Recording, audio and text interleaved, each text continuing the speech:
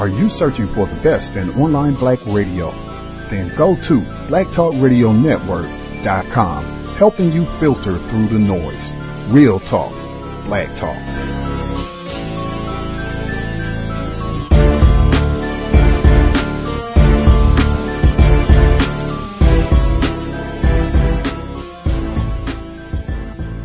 The internet is full of half-truths and all-out lies. We've all seen them, and many people on social media complaining about it. Here's your chance to show and prove. WorldAfropedia.com is a black-owned and operated encyclopedia. There are several thousand articles, but we need help. We can't uncover all the truth ourselves. So please, join us and become a writer, editor, or blogger for WorldAfropedia.com today. Every little bit counts. We owe it to the future generations to put the truth out there. Visit WorldAfropedia.com, the African-centered encyclopedia, a global database of African knowledge for the purpose of bringing about global African wisdom and understanding. WorldAfropedia.com.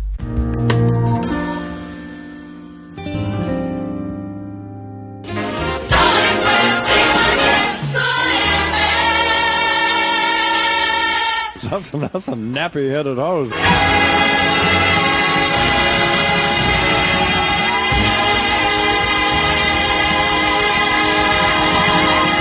Nationwide, the natural hair community is growing. Between 2011 and 2016, sales of hair straighteners, also known as relaxers, fell 31%. Relaxers are made up of chemicals that flatten the natural kinks in many African Americans' hair. 90.5 WESA's Allegra Battle reports Pittsburgh's natural hair community is seeing an increase in new membership, too. Good morning. Sisters Beauty Supply in downtown Pittsburgh is owned by Renita White and her family. The store carries a wide array of hair products. We sell a lot, especially the leave-in conditioner. It does well. And the regular conditioner. And then all the different types of oils. Grapeseed oil, the carrot oil. A lot of people like to use those for mixing different types of oils to put in their hair. White says within the last 3 years, she's noticed a change in attitude surrounding natural hair. Another Pittsburgher also spotted that trend early on. Tamaya Bridget started the Natural Hair Meetup Group, It's a Natural Thing, 8 years ago. I think everyone was so excited just to have a space to just feel free to discuss, everything. Beyond the online community and Facebook group, members of It's a Natural Thing attend quarterly meetups where they discuss natural hair and the day-to-day challenges faced by many black women. There are also workshops on ways to style hair, hair product demonstrations, and even fashion shows. Bridget says she wants to create a space for natural hair because some still view it as taboo, even in the black community. It's the mindset of just your hair is ugly, your hair is bad, your hair is not good enough. And the more you feel that way about your hair, you never see it as what it is. You'll always just see it as the other N-word. That other N-word is nappy, a derogatory term for Afro-textured hair. 5 years ago, Bridget opened the group to men and multiracial families. She says there was some pushback from members who felt that opening up the group would invade that sacred space that was reserved for black women. But Bridget says it was important for her to invite those new members, especially white parents with black children. These children are going to grow up, with Afro-textured hair or, coily textured hair. Their parents need to know how to do their hair. And instead of starting a separate group, I just made it where, they can feel free to join and that they have a place to reach out and feel included. June Wolf of Beaver County is a member of the group. Wolf is white and her 4.5-year-old adopted daughter, Leocadia, who goes by Katie, is black. I joined it, for Katie and more about Katie and letting her have that community. I mean, her being able to celebrate, basically her black girl magic and everything else is really important, right? Wolf wants her daughter to embrace her natural hair. She says she gets a lot of good information from the group, like which hair products to use. Some products soften while others add moisture to Katie's thick curly hair. I just want her to be able to feel confident and beautiful the way she is. You are beautiful, I know. There's so many white and Eurocentric beauty standards that society tries to push on people, and I don't want it having her feel like she's not enough. In the Black community, hair is a complicated issue. Bridget says historically the idea of good hair, or European textured hair, was considered more beautiful and acceptable than African American hair. But that may be changing. According to the research firm Mintel, 71% of Black adults in the U.S. wore their hair natural in 2016. Wolf says she's always learning new styles and techniques for her daughter's hair, including Katie's favorite, her puff. She calls her puff her princess hair. That's her favorite. Because it's beautiful in ponytails. Because I like it with my princess hair. Wolf says she's grateful she connected with Pittsburgh's natural hair community. It's a Natural Thing now has over 7,000 members from across the country. Founder Tamaya Bridget is getting ready for the group's next big event, a meetup at Alpha Lab Gear in East Liberty this summer. I'm Allegra Battle, 90.5 WESA News. Is a voluntary, free-spirited, open-ended program of procreative racial deconstruction. Everybody just got to keep fucking everybody till they're all the same color? It's Friday, so it's time for StoryCorps. Pamela McKinney dreamed that she'd grow up, get married, and have kids, but it didn't quite work out that way. She wound up raising her daughter Courtney on her own. So what do you remember of a story I tell you about your dad? That his name was Charles, and he was white, and you guys had a brief relationship, and it didn't work out. And I just really distinctly remember not believing it. Courtney was right to be suspicious. When she was 16, she learned that her mom had actually conceived through an anonymous sperm donation. 10 years later, Courtney discovered through an online DNA test that she had a half-sister, Alexandra Sanchez. So I messaged you, and I was like, any chance that you had a donor as a father? When I got your message, I just started crying. And hearing your voice for the first time was amazing, to say the least. I always wished for siblings. That's the one thing I always dreamt of. And so when we actually met for the very first time, when you ran up and hugged me, just the feeling, the intense feelings inside, I just knew. We went to go have lunch, and remember there was like these two guys sitting next to our table, totally eavesdropping. I swear one of them even like pushed his chair over so he could hear us. I remember thinking, this is the first time I get to have a beer with my sister. I grew up thinking that I looked exactly like my mother until I met you. I remember us looking at each other and saying, oh, you have freckles. Yeah. And of course, the smile and the way our chins curve. I remember getting in the car and my husband said, I have a sister-in-law. And I was thinking, could this all be true? I just look forward to learning how to be a sister. It's such a weird thing to do at 28 years old. It's something we both have a learning to do, and we didn't get to grow up together, but we will get to grow old together. Alexandra Sanchez and her sister Courtney McKinney. Their StoryCorps interview will be archived at the American Folklife Center at the Library of Congress.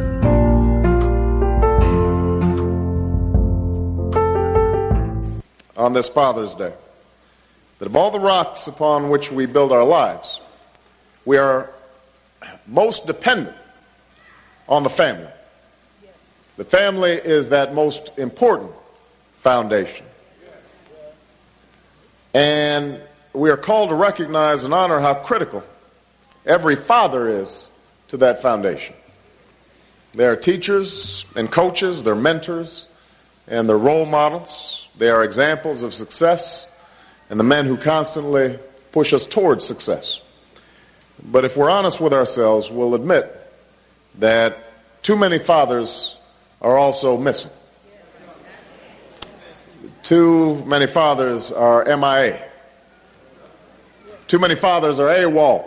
This Sunday is Father's Day, a good time to reflect on the role of fathers and just what it means to be a good dad.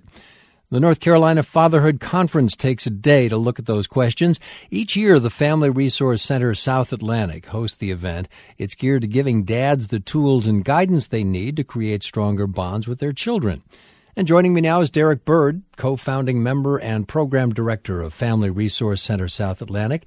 That's in Raleigh, and he is also one of the minds behind the annual Fatherhood Conference. Thanks for joining us, Derek. Thank you. Also with us today is a panelist from the Fatherhood Conference, Dion Showtime Chavis, nighttime radio personality at K97.5, which is the Triangle's hip-hop and R&B station. Dion, thanks for being here. Thanks for having me, Frank. Let me ask you, Derek, what inspired you to launch this conference? Well, the Family Resource Center had been involved in looking at how we can better serve families in our respective programs. And I would say a consistent thread that continually kept popping up was the fact that where we work more with families where they was headed by women, and that there was definitely a need to figure out how to better engage and involve the fathers, or at least those non-custodial fathers who still were involved with families and in strengthening their capacity to be even better engaged. So we really felt that there was a need to begin to start really addressing how we can look to strengthen fatherhood across the state, and particularly in the areas and the counties that we were serving. And so the idea of a conference came up as a result of the work that I had started to engage in when I worked at Wake County Human Services, and we were looking at dads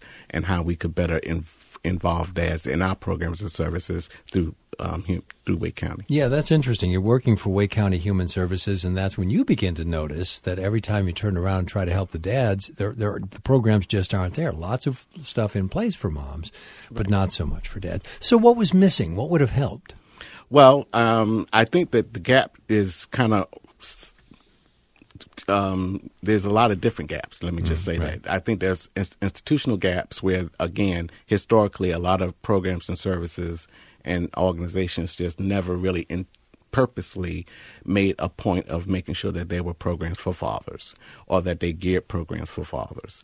I think socially and emotionally that there's, again, a gap just based on some of the things that were happening in our communities and respectively culturally, where fathers just typically that role was just either diminished or just not acknowledged, that it was definitely a needed element in strengthening and maintaining families within the community. Well, Dion, tell us what made you get involved with the Fatherhood Conference. Well, I've been working in fatherhood, and as an active father in my daughter's life, I saw that, as Derek said, that there was a need for fathers to start becoming more engaged. And, I just wanted to start using my testimony and using my story to influence fathers and kind of give fathers the extra push that they need if they weren't active in their child's life, and just to kind of understand the importance of responsible parenting and fatherhood, and just know the role that we as fathers play in our kids' lives. Well, tell us that story and what got you involved. Well, my daughter is 14, and her mother and I haven't always had the best relationship. So similar to a lot of fathers out there, I was going in and out of court for custody and things of that nature, just to fight the battle to see my daughter and to spend time with her. So I felt like if I was going through it, I knew there were thousands of other men out there who were going through the exact same situation. So just going through court and paying for lawyers and paying all of these court fees just to basically be able to spend my daughter. I tell people all the time, it's easier to go to the courts and say, hey, I want to relinquish all my fatherhood rights, as opposed to going in and saying, I want to be an active part in my child's life. So for me, I fought that fight for years and years and years. And finally, I just said, you know what, I want to help other people and help other people get an understanding of this system is not as easy as it seems for fathers who want to be a part of their children's lives. Well, and what is it about being a part of your child's life that was so important to you? And how did you reflect on that? Because as you go through this process, it's hard. And so you have to tell yourself, I really mean this, and start even thinking, I would guess, more deeply about why this is important. Right. Well, I was raised without a father, and I didn't want my daughter to go through the same things that I went through. I wanted to be sure that she knew that I would always be there for her. And I wanted to make sure that she didn't, she never wanted for anything. She never doubted my love. She never doubted, because a lot of times when kids go through these types of situations where the fathers aren't present, then they start to lack in school. They start to, become less active as far as physical abilities. They start to, start doing drugs and start drinking and, engaging in sexual activities at an earlier age. So I just wanted to be sure that, my daughter just didn't become a statistic. And I did everything that I could do to be sure. I moved from Virginia to North Carolina, 3 hours away, and dropped everything in Virginia to move here, and just to be closer to her, because I knew the impact that I was having on her life was going to be greater than anything that I could ever do. Well, I know that your daughter is happy that you did that, and the radio community here in the Triangle is also happy that you did that. Yeah, yes, indeed. Yes, indeed.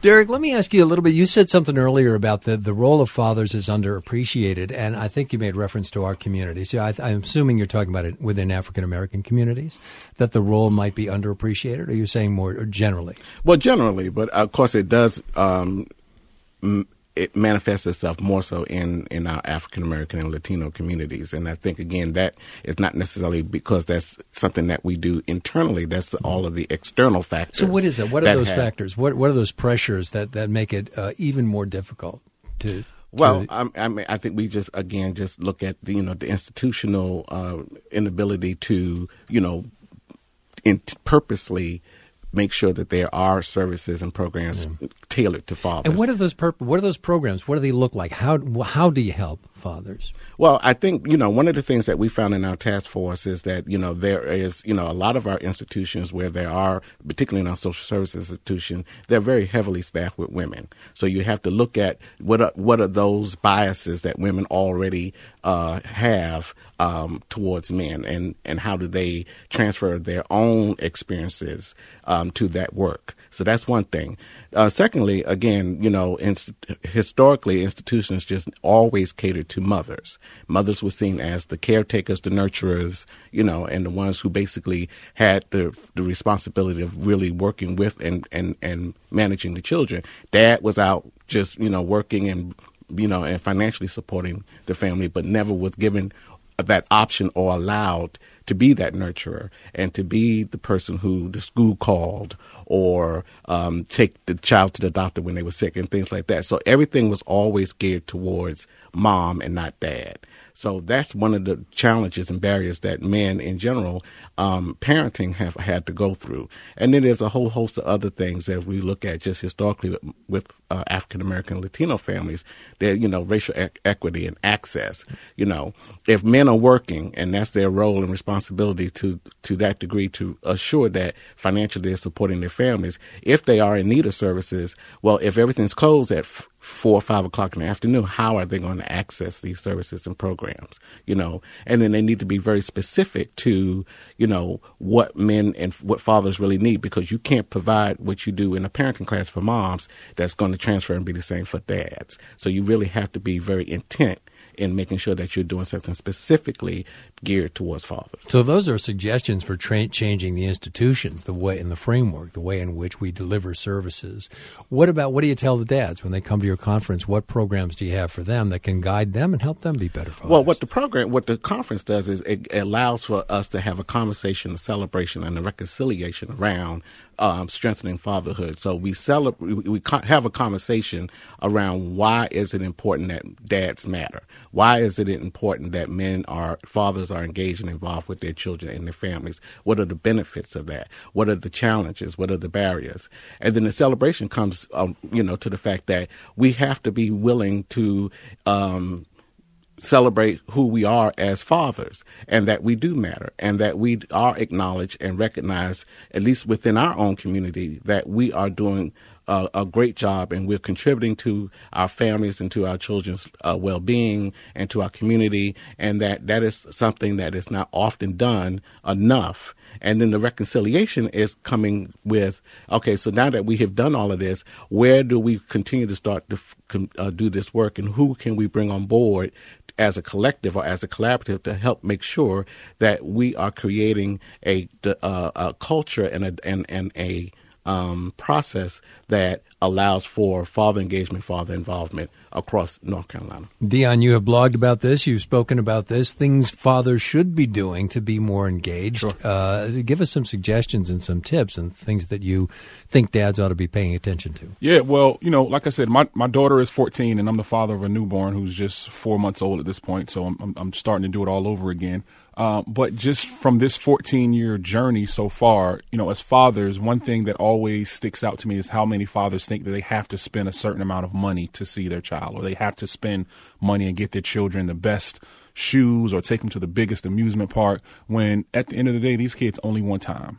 The time that we spend with our kids is what matters the most. It's what they're going to remember the most. So first and foremost, I think as fathers, we have to realize that time spent is more important than anything else. It's more important than any dollar amount that you could ever spend.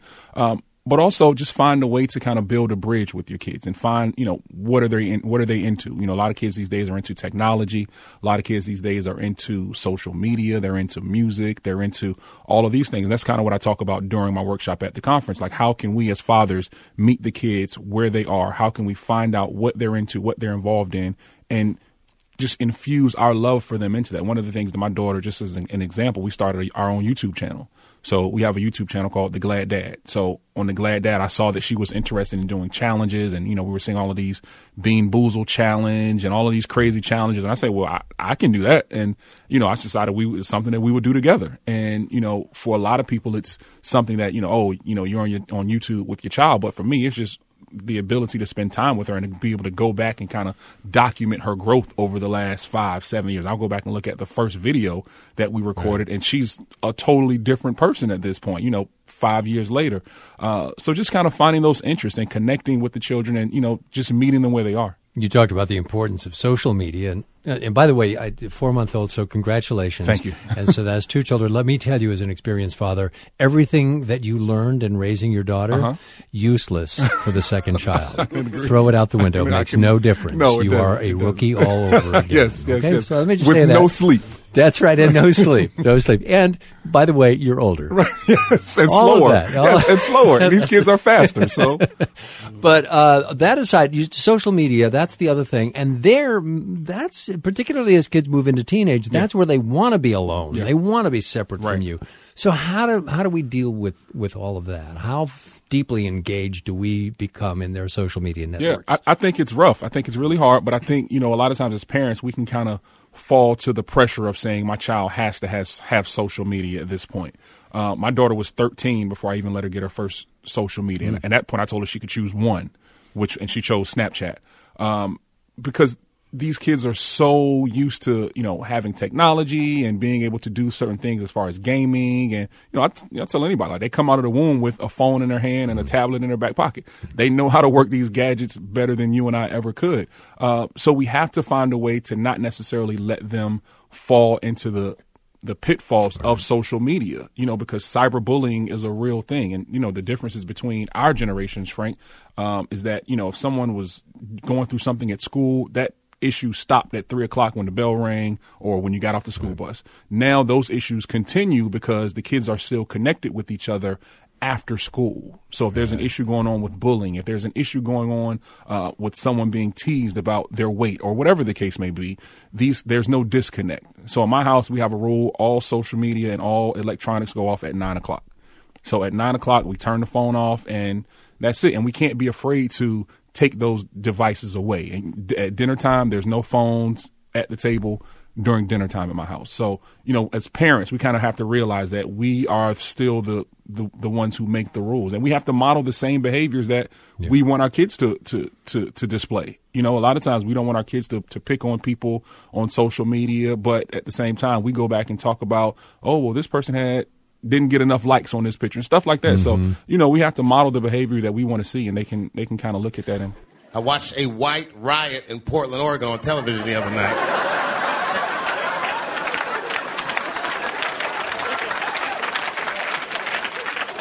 News said they did $1 million worth of damage. Every black person was watching that like amateurs.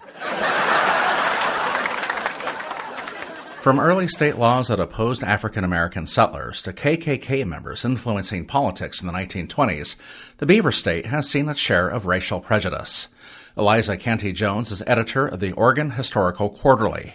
She says its winter 2019 issue will be entirely devoted to this topic. Everything from the pioneer era white supremacy to labor history, including unions, to organized resistance work and resistance leaders. Those are some of the subjects that are called out there. Jones adds Eugene itself had a so-called clavern roughly a century ago that drew people in with its 100% Americanism stance. She notes that white nationalist and Nazi graffiti continues to plague the city. Proposals for articles are due June 18th. Brian Bull, KLCC News.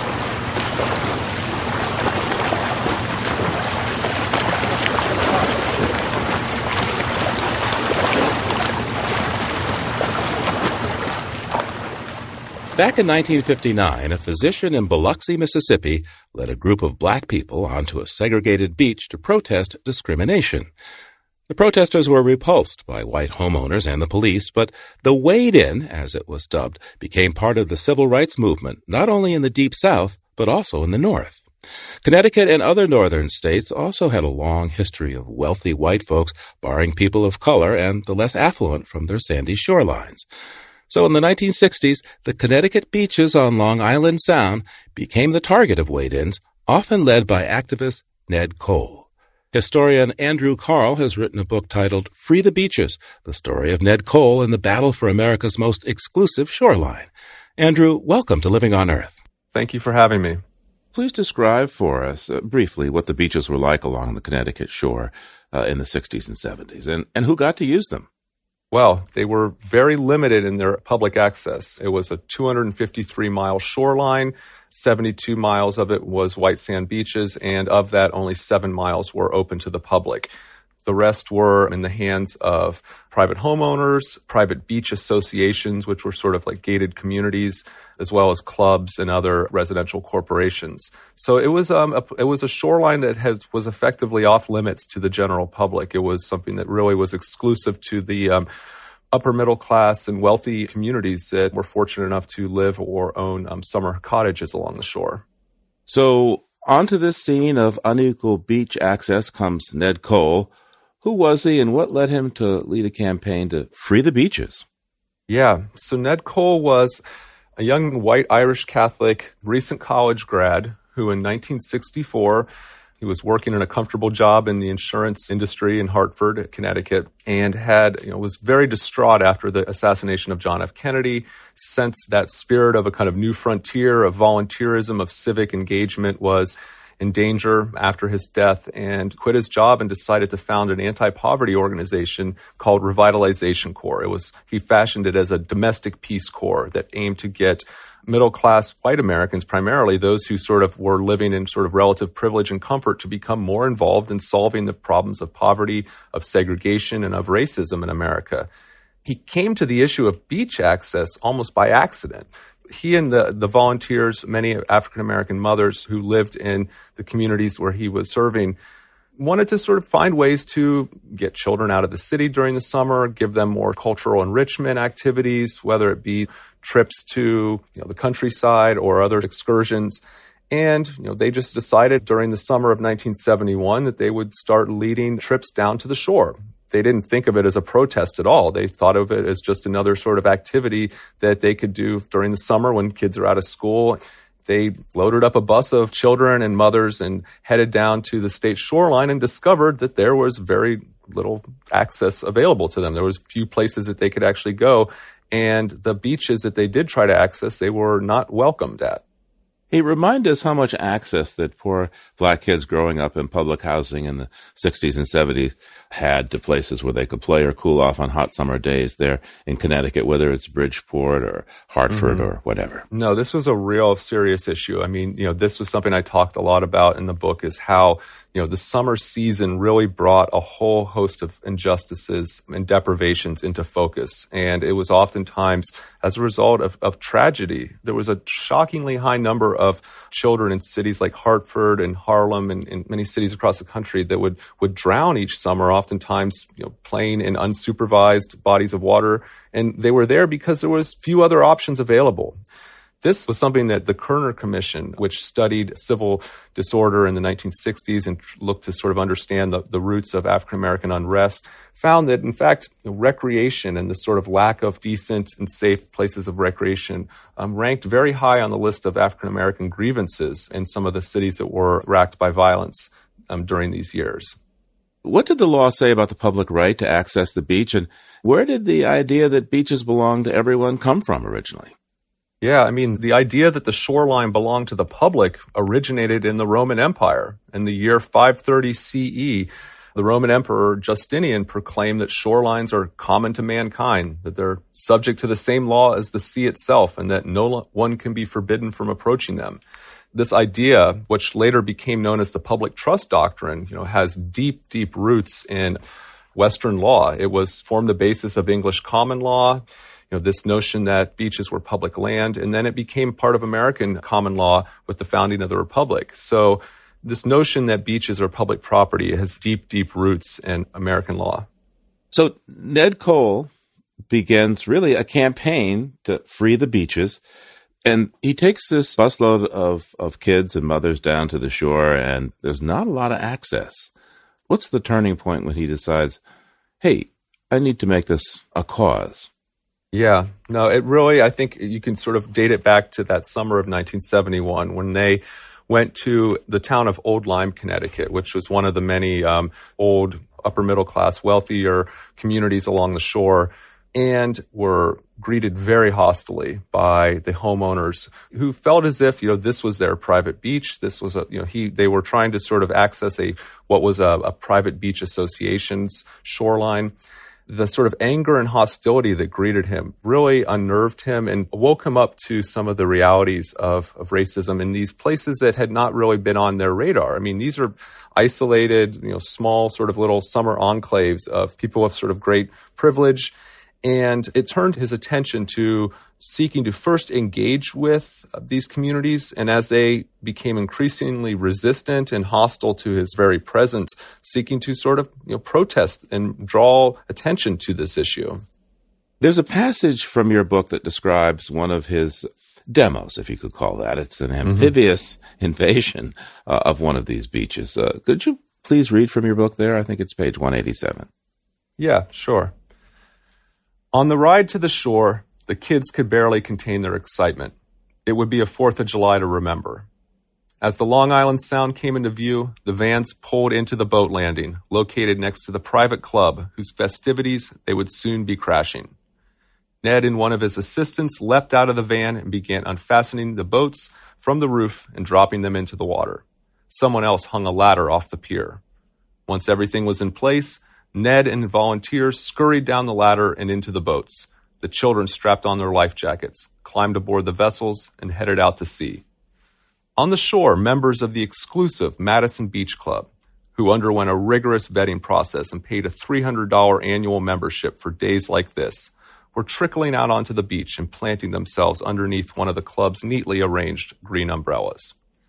Just before noon, 3 boats appeared, all headed toward the club's shore. Ned, with an American flag attached to a pole, leapt off the bow and began marching, MacArthur-esque, toward the beach. Stopping just before he reached the dry sand, he shouted, "Happy 4th of July, everyone," and defiantly planted the flag in the sand. Moments later, a plane began circling overhead, carrying a banner that read, "Free America's Beaches." Club members stared in disbelief. This was an ambush. Parents scooped their children off the beach and made a hasty retreat to the clubhouse. Sounds like those folks were scared. Yeah. In a sense, it was kind of unlike anything they'd ever seen before because, the shoreline in many of these towns had been so effective in limiting public access. And not just limiting public access to the beach, but also sort of limiting diversity within their communities. I mean, one of the things that I talk a lot about in the book is the way that many of these towns had enacted exclusionary zoning ordinances that prevented low-income housing or really sort of prevented anyone below a certain income level from being able to live in these towns. So these were, virtually all white and very sort of class homogenous as well. So the very presence of a busload of children from inner city Hartford was unthinkable for them. The one thing that I think that really sort of stood out to me, especially as someone who had previously studied desegregation of shorelines in the South during the Civil Rights Movement, at a time where there was horrific violence characterized by efforts to desegregate beaches, wade-ins that took place where mobs of white segregationists would come out into the water with baseball bats and tire irons, and violence would sort of erupt. Here, in these sort of very tony, well-to-do communities, oftentimes the response was to simply sort of retreat to the clubhouse, remove their children. And that was really one of the saddest things, is that white and black children would be playing together here on the shore, and parents would grab their children and sort of take them away as if, that this was some sort of threat to them. At first, they sort of reacted with a degree of shock and then anger and hostility as they realized that Ned wasn't coming there seeking permission. They were coming there as asserting their right to access this beach whenever they pleased. Now, after a while, of course, there's litigation, and the advocates for freeing the beaches move ahead, in many cases in court. What stands out as most significant among those cases? The protests that Ned Cole and others were waging in Connecticut dovetailed with this open beaches movement, which was really national in scope. And from 1970 to 1980, there were over 150 beach access cases heard in state and local courts. That's up from 10 the previous decade. One of the issues that many of these cases challenged was the right of local communities that had accepted substantial amounts of state and federal tax dollars to help build and enhance their shorelines, whether they could limit access to residents only when it was really everyone who would help to pay for these facilities. Now, the interesting thing that happened in Connecticut was the way that very wealthy towns like Greenwich and Madison interpreted these cases was to say, well, the solution for us is to never accept state or federal tax dollars. And they were wealthy enough that they could do that. And so Greenwich, in particular, developed almost a phobia of any outside funding that was being dangled before them, fearing as if it would be some sort of poison chalice that would then lead them into court. You write that when some of these communities were forced to open up their shorelines, quote, to the public, that they found some rather ingenious ways to, and I say that in the diabolical sense of the word, to nonetheless keep people out. Can you give me some examples? Yeah, so in 2001, the state of Connecticut, the state Supreme Court declared that the restrictions that Greenwich and many other communities were using that explicitly barred non-residents from accessing their shorelines was unconstitutional. So at that point, legally the beaches were open to everyone. But towns were finding new ways to sort of get around this. And so it could either be through very limited parking access or say having parking lots that only residents could park in, selling beach passes in a way that made it very difficult for non-residents to actually purchase them. But oftentimes, on this issue in particular, there was a real effort to distance, these communities really stressed that their beach access policies had nothing to do with race. It was simply a matter of private property rights, of the rights of local communities to limit access to residents only, and even went so far, oftentimes in a very cynical way, to claim that they were restricting access out of environmental concerns, that they were fearing that if they let anyone onto the shores, and the shores themselves would be harmed. I wish I was in the land of cotton. Oh, signs there are not forgotten, look away, look away, look away, Dixieland. Leaders of Dallas, Texas are not sure just how far they want to go in tearing down a Confederate monument.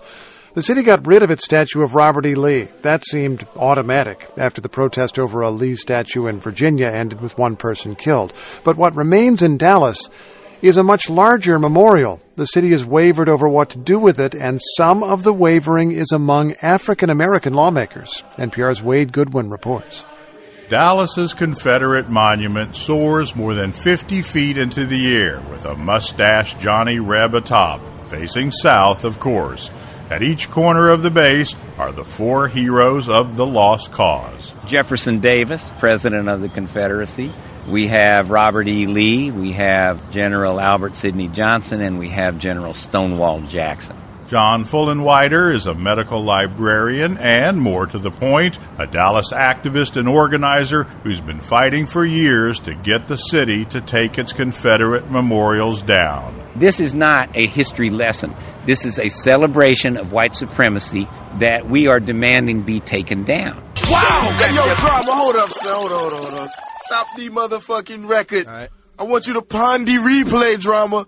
Pondy replay. Let's give him one more chance, man. Run that shit the fuck back. This is not a history lesson. This is a celebration of white supremacy that we are demanding be taken down. Last August, that seemed almost a certainty after the white supremacist rally in Charlottesville, Virginia. A month later, the Dallas City Council voted to take down a prominent statue of Robert E. Lee astride his horse.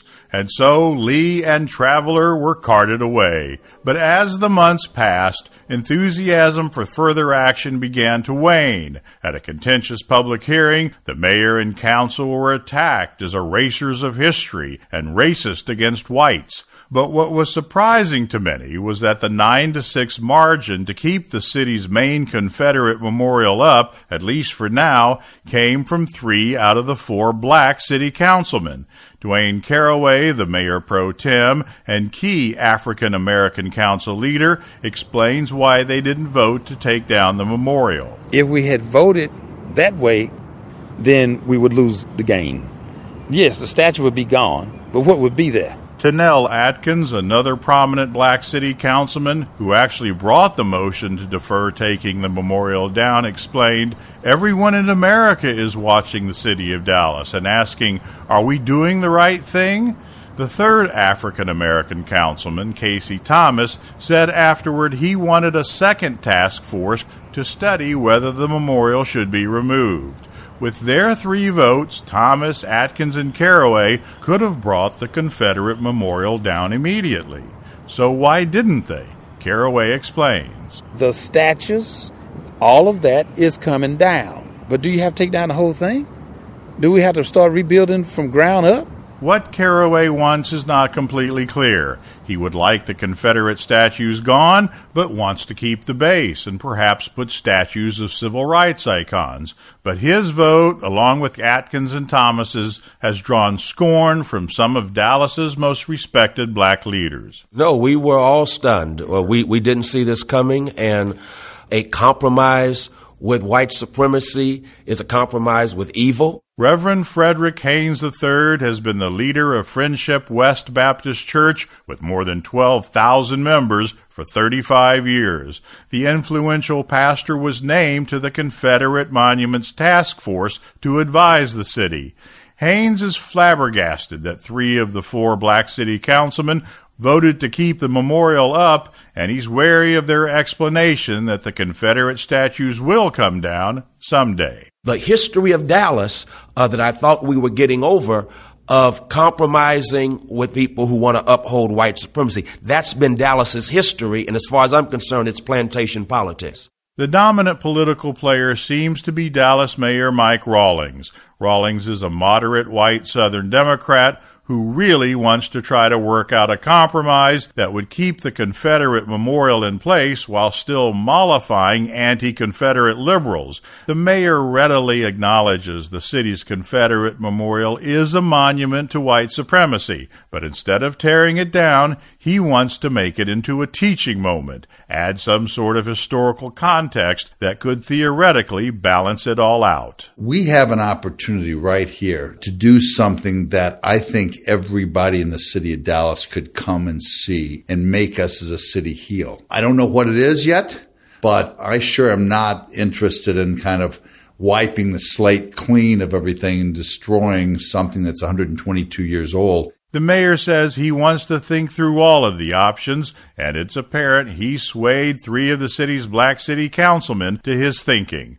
But what of the one Dallas African-American councilman who refused to go along? Kevin Felder says he grew up in Gary, Indiana, not Dallas, Texas. He shakes his head in aggravation at his black colleagues' votes and their explanations as to why the statue shouldn't come down right now. I'm a black man in America. And those Confederate statues are an affront to me and to my culture. The civil rights movement bypassed this city. It didn't bypass the city I was born and raised in. The conflict over the memorial reveals a city at a political crossroads as it vies for Amazon's second headquarters and reaches for a more progressive vision of itself. Dallas grapples to cut the cords to its white supremacist past. Wade Goodwin, NPR News, Dallas. At a contentious public hearing, the mayor and council were attacked as erasers of history. Why haven't you learned anything? Some high school students are going to learn a little less about world history in coming school years. The College Board has announced that the Advanced Placement World History course will no longer cover pre-colonial civilizations and start from the year 1450, from the arrival of Europeans. But many high school history teachers across the country oppose that change.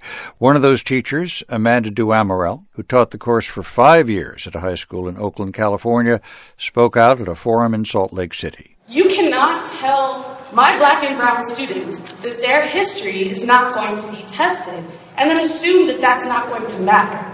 Amanda Duhamel joins us now from the studios of KUER in Salt Lake City. Thanks so much for being with us.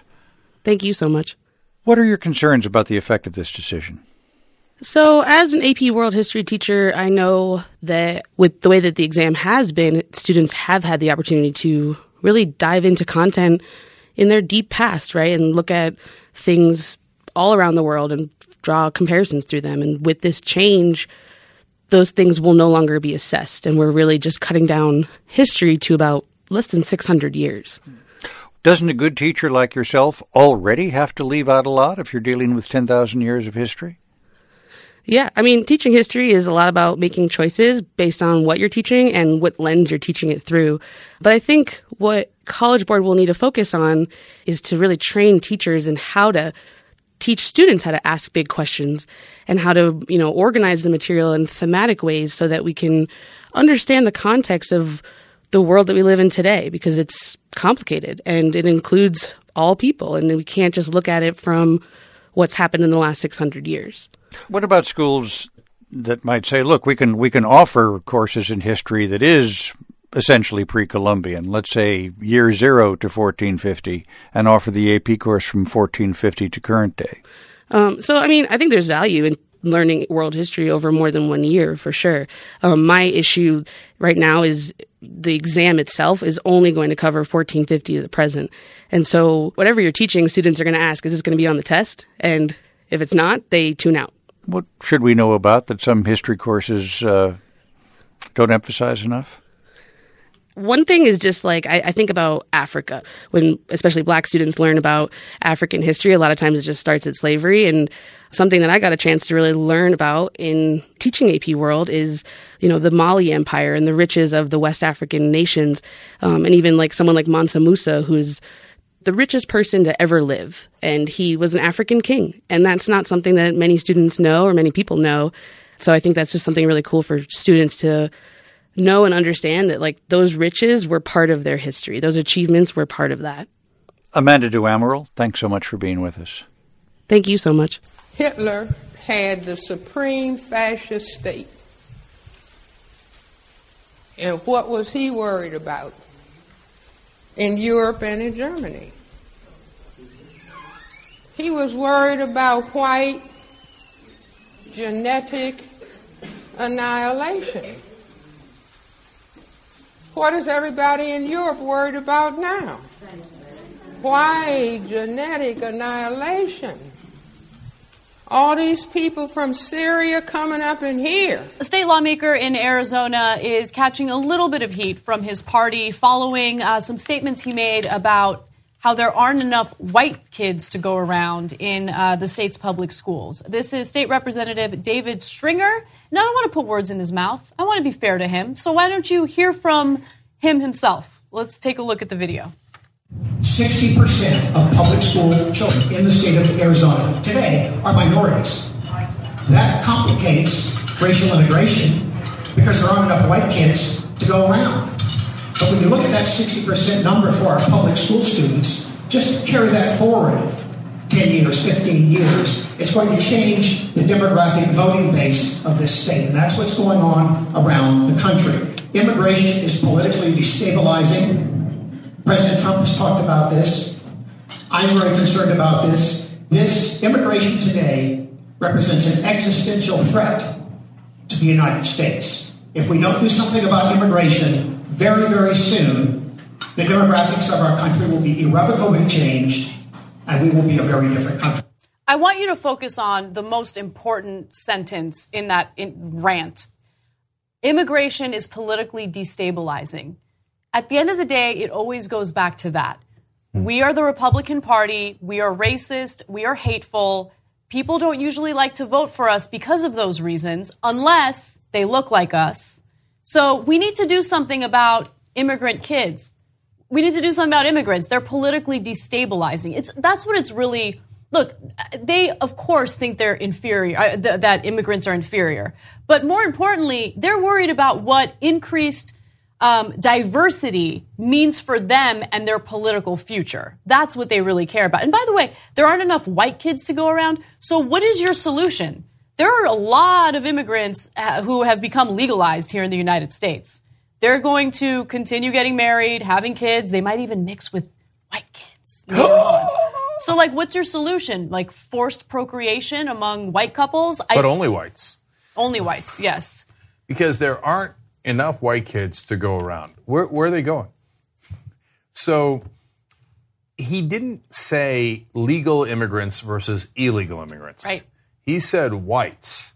And then he talked about demographics, and there's shifting demographics. And then he said it's an existential threat to the United States. Hold on, let's think about what that means. If the United States is a combination of immigrants, Asians, Latinos, whites, blacks, etc., why would it be an existential threat to the United States? If the sign on the Statue of Liberty is right, give me your poor, your wretched refuse of your teeming shores, etc., why would it be an existential threat? But if your view of the United States is white and only white, then yeah, it is an existential threat to the white United States of America. Back when you were in charge. Because it's not like white people are going away. It's not like they're not having enough sex. It's not like they're not having enough kids. That's actually not an issue. That's an issue in other countries. Is there enough of a birth rate, et cetera? That's largely not an issue here. No, what they're saying is we're going to lose political power. And we used to rule over them. And we won't be able to rule over them anymore. And our white supremacy will be lost.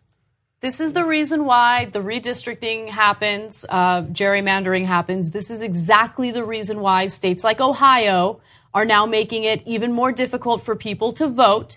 They're purging their polls, and the Supreme Court just waited on that and said, absolutely, please go ahead, purge your polls. Okay, story we did earlier this week if you want to look into the details of that. So it's always policy that positively impacts the Republican Party, because they can't win based on the merits of their ideas. Yeah. And so they have to rig the system in their favor. And in his mind, this is, hey, immigration, I mean, diversity, that's politically destabilizing to people like me. We need to do something about this. White kids, they need to go around. All of this is very important, and they're rolling through here. And so I used to think that, hey, white supremacy, that sounds a bit extreme. But it turns out we're in extreme times. They've come out of the closet, and they're not hiding it anymore. They're not talking about legal immigrants versus illegal immigrants. In fact, now they're saying we should bar the legal immigrants because of what they call chain migration. That is the primary way that legal immigrants come to this country.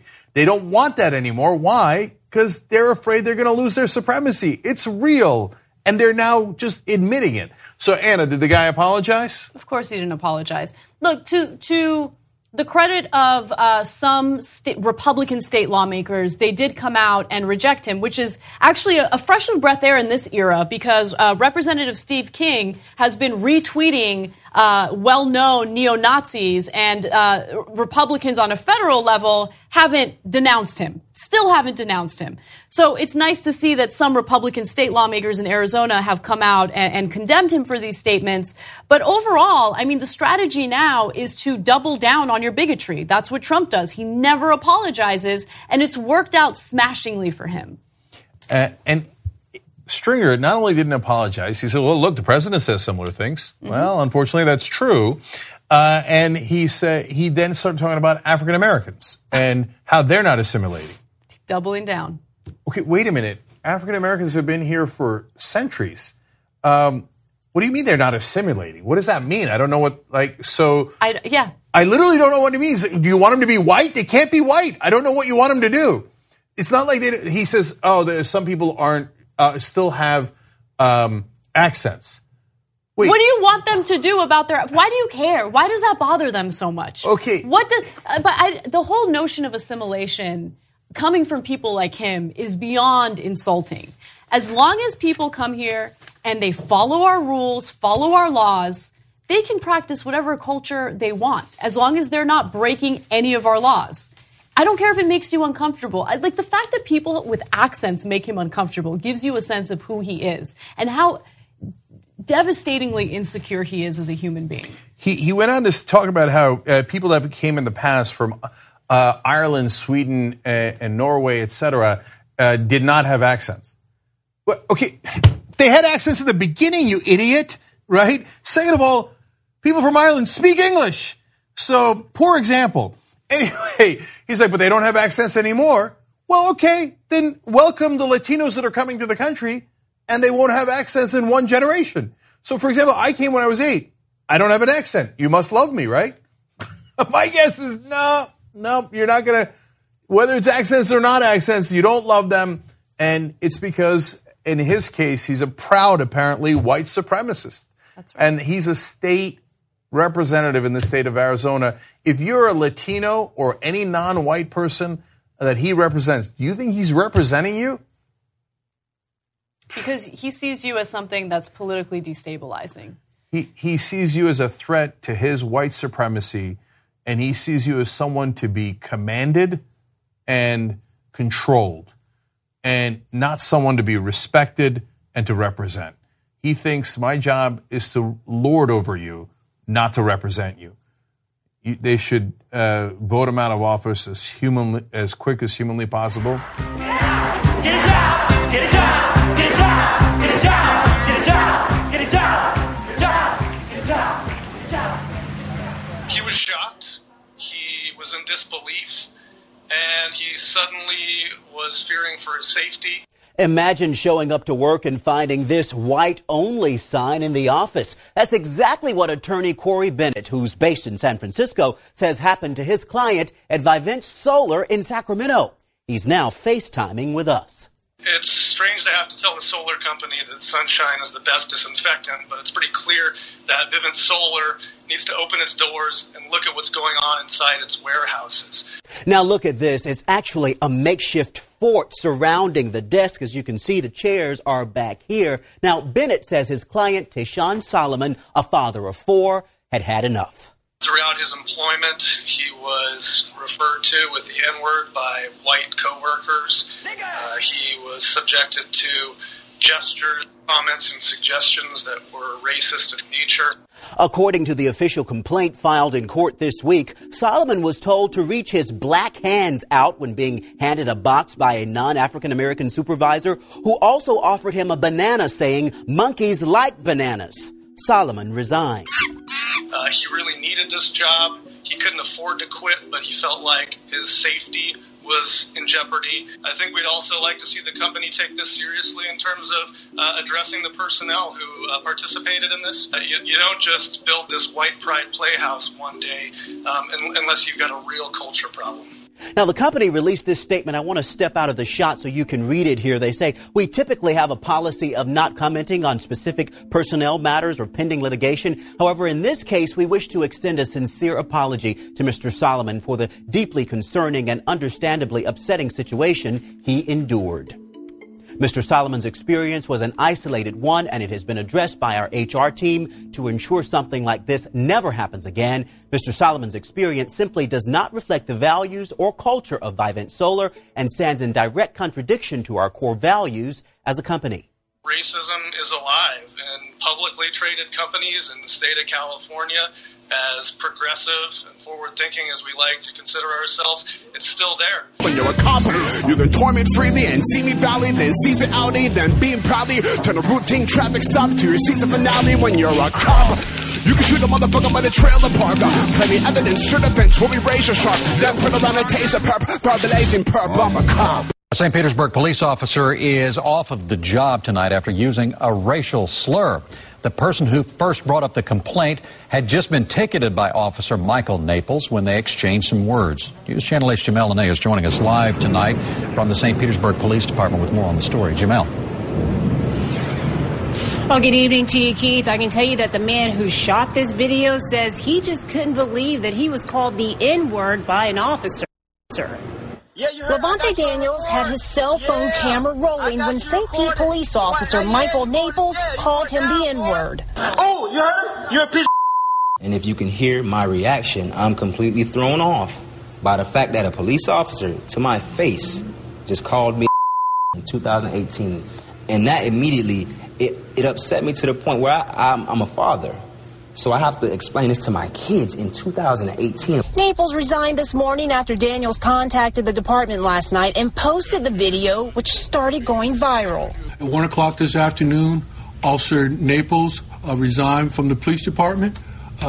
He would have been fired because we will not tolerate any officers using any type of racial slurs or swearing at a scene or using profanity. It all started as a disturbance call between Daniels and a pizza delivery driver when Naples showed up, and then words were exchanged between Naples and Daniels. Yeah, I got you recorded. Chief Anthony Holloway said this type of behavior will not be tolerated from any of his officers. We always tell the officers, whenever you're on duty, assume that you're being recorded by someone. And that's what we expect from officers, to be professional at all times. And Chief Holloway said that he did speak with Officer Naples, and he said he admitted to using that slur and apologized. He said that Officer Naples was sworn in July of last year, and he had only been on the job for 11 months. Keith? Jamel Lene reporting live. Thank you. Earlier today, LA County firefighter Dennis Vineyard was shot and killed battling a blaze at a suspected Compton drug den. We're at the Vineyard home right now, and Lieutenant Vineyard's oldest son, Derek, has agreed to talk with us for a moment. Derek, if you could come down here, please, for just a second. Look, I know this is tough, but how do you feel right now? How do you think I feel? I think it's typical. Typical how? Well, this country's becoming a haven for criminals, so what do you expect? You know, decent, hardworking Americans like my dad are getting rubbed out by social parasites. Parasites? Blacks, browns, yellow, whatever. I don't understand. You're saying that you think maybe your father's murder was race-related? Yeah, it's race-related. Every problem in this country is race-related, not just crime. It's like immigration, AIDS, welfare. Those are problems in the black community, the Hispanic community, the Asian community. They're not white problems. Derek, aren't those really issues that deal more with poverty? No, no. They're not products of their environments either. That's crap. Minorities don't give two shits about this country. They come here to exploit it, not to embrace it. What does this have to do? Millions of white European Americans came here and flourished, within a generation. So what the fuck is the matter with these people? They have to go around shooting at firemen. What does this have to do with the murder of your father? Because my father was murdered doing his job. Putting out a fire in a fucking nigger neighborhood he shouldn't have even given a shit about. He got shot by a fucking drug dealer who probably still collects a welfare check. A brawl in the Bronx involving some of New York's bravest.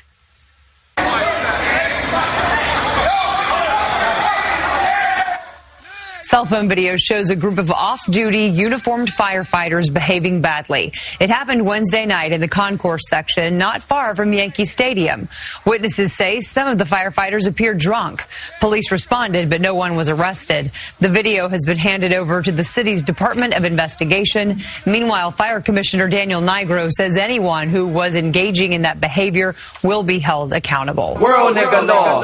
Here in Britain, commemorations have been taking place for the 72 victims victims of the Grenfell Tower fire in London a year ago today.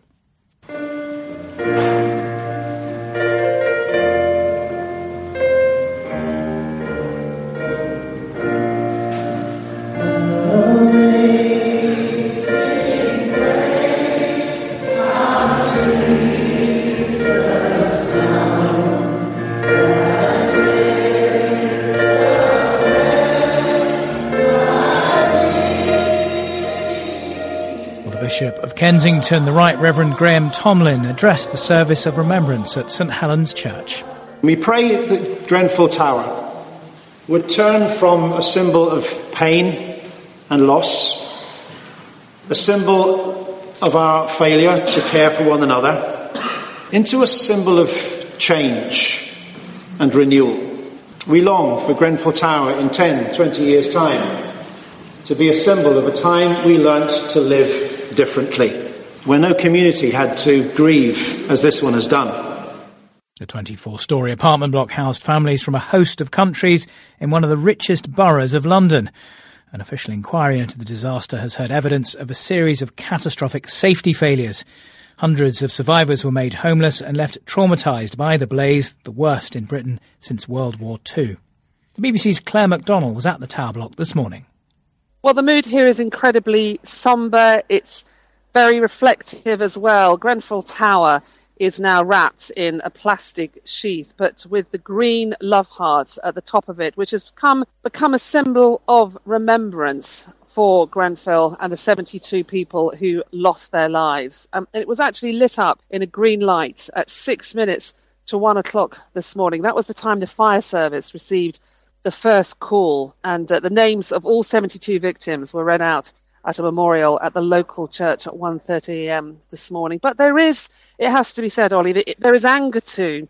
The plastic wrapping that is wrapping and encasing the tower at the moment only went up in the last week, and many people who live locally and lost loved ones say having this, what is in effect a charred tomb towering above them from the last year, has made day-to-day life even harder. Of course, the public inquiry started a few weeks ago. We've had very powerful witness statements. But for families that this tragedy touched across the world, so many people living in that tower came to London from the four corners of the world. One of those who died was 79-year-old Kamru Mia, who became trapped in his home on the 17th floor, along with his first wife, Rabea, his two sons, both called Mohammed, and his daughter, Husna, as the harrowing details of the family's last desperate phone calls to friends and loved ones began to emerge thousands of kilometres away in the Bangladeshi town of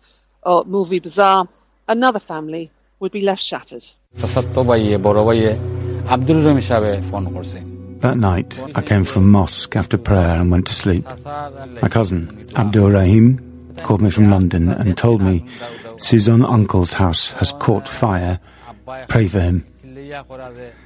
Abdul went to the building and my father was screaming on the phone, Abdul Rahim, save me, save me. But there was nowhere to save him. Then my cousin called again and told me there is no hope. My father used to visit Bangladesh every 1 or 2 years. He always brought clothes for us and chocolate for his grandchild.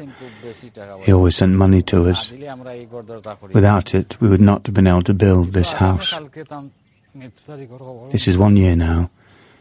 We have organised a prayer ceremony and we will feed the poor in his memory.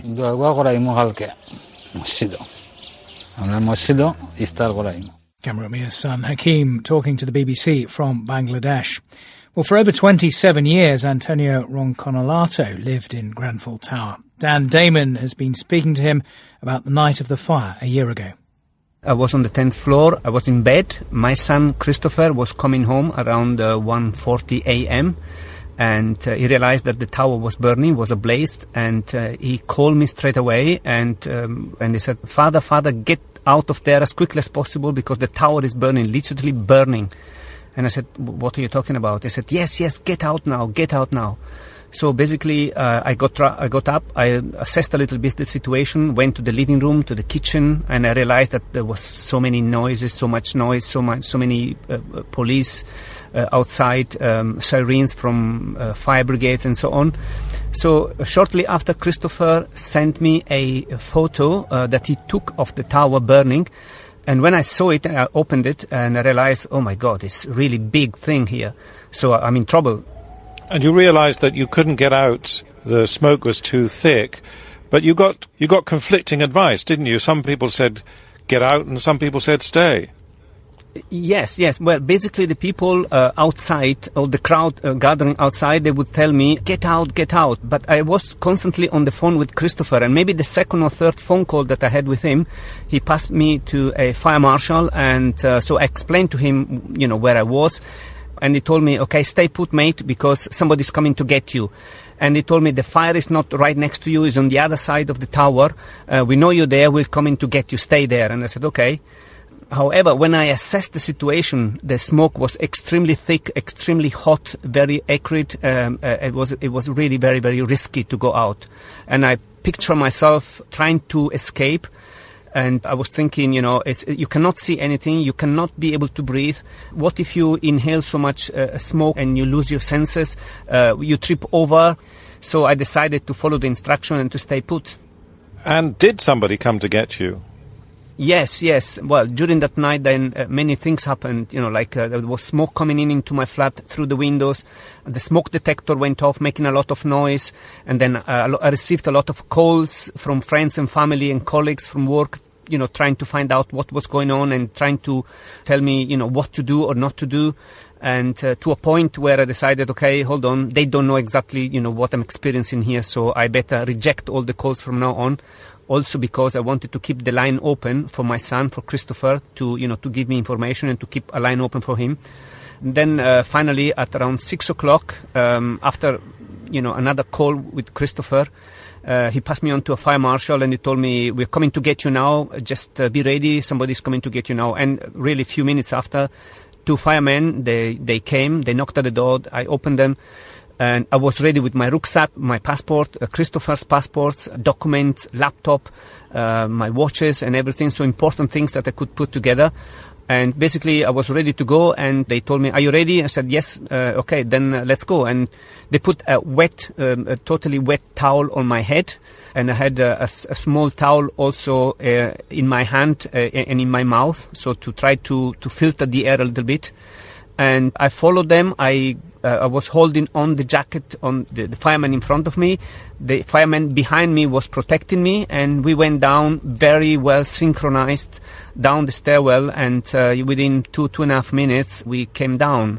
And during this little short journey, a lot of water would come onto my head, and a lot of water, a lot of rubbish, a lot of debris would fill in the on the floor as we walked down. We reached the lower part of the tower, then I could hear noises from people downstairs, basically, fire brigades and police. And basically then the moment, we reached the ground floor, I got rid of the towel from my head, and I was escorted to a safe place where I was then after taken to hospital. A former resident in Grenfell Tower, Antonio Roncolato.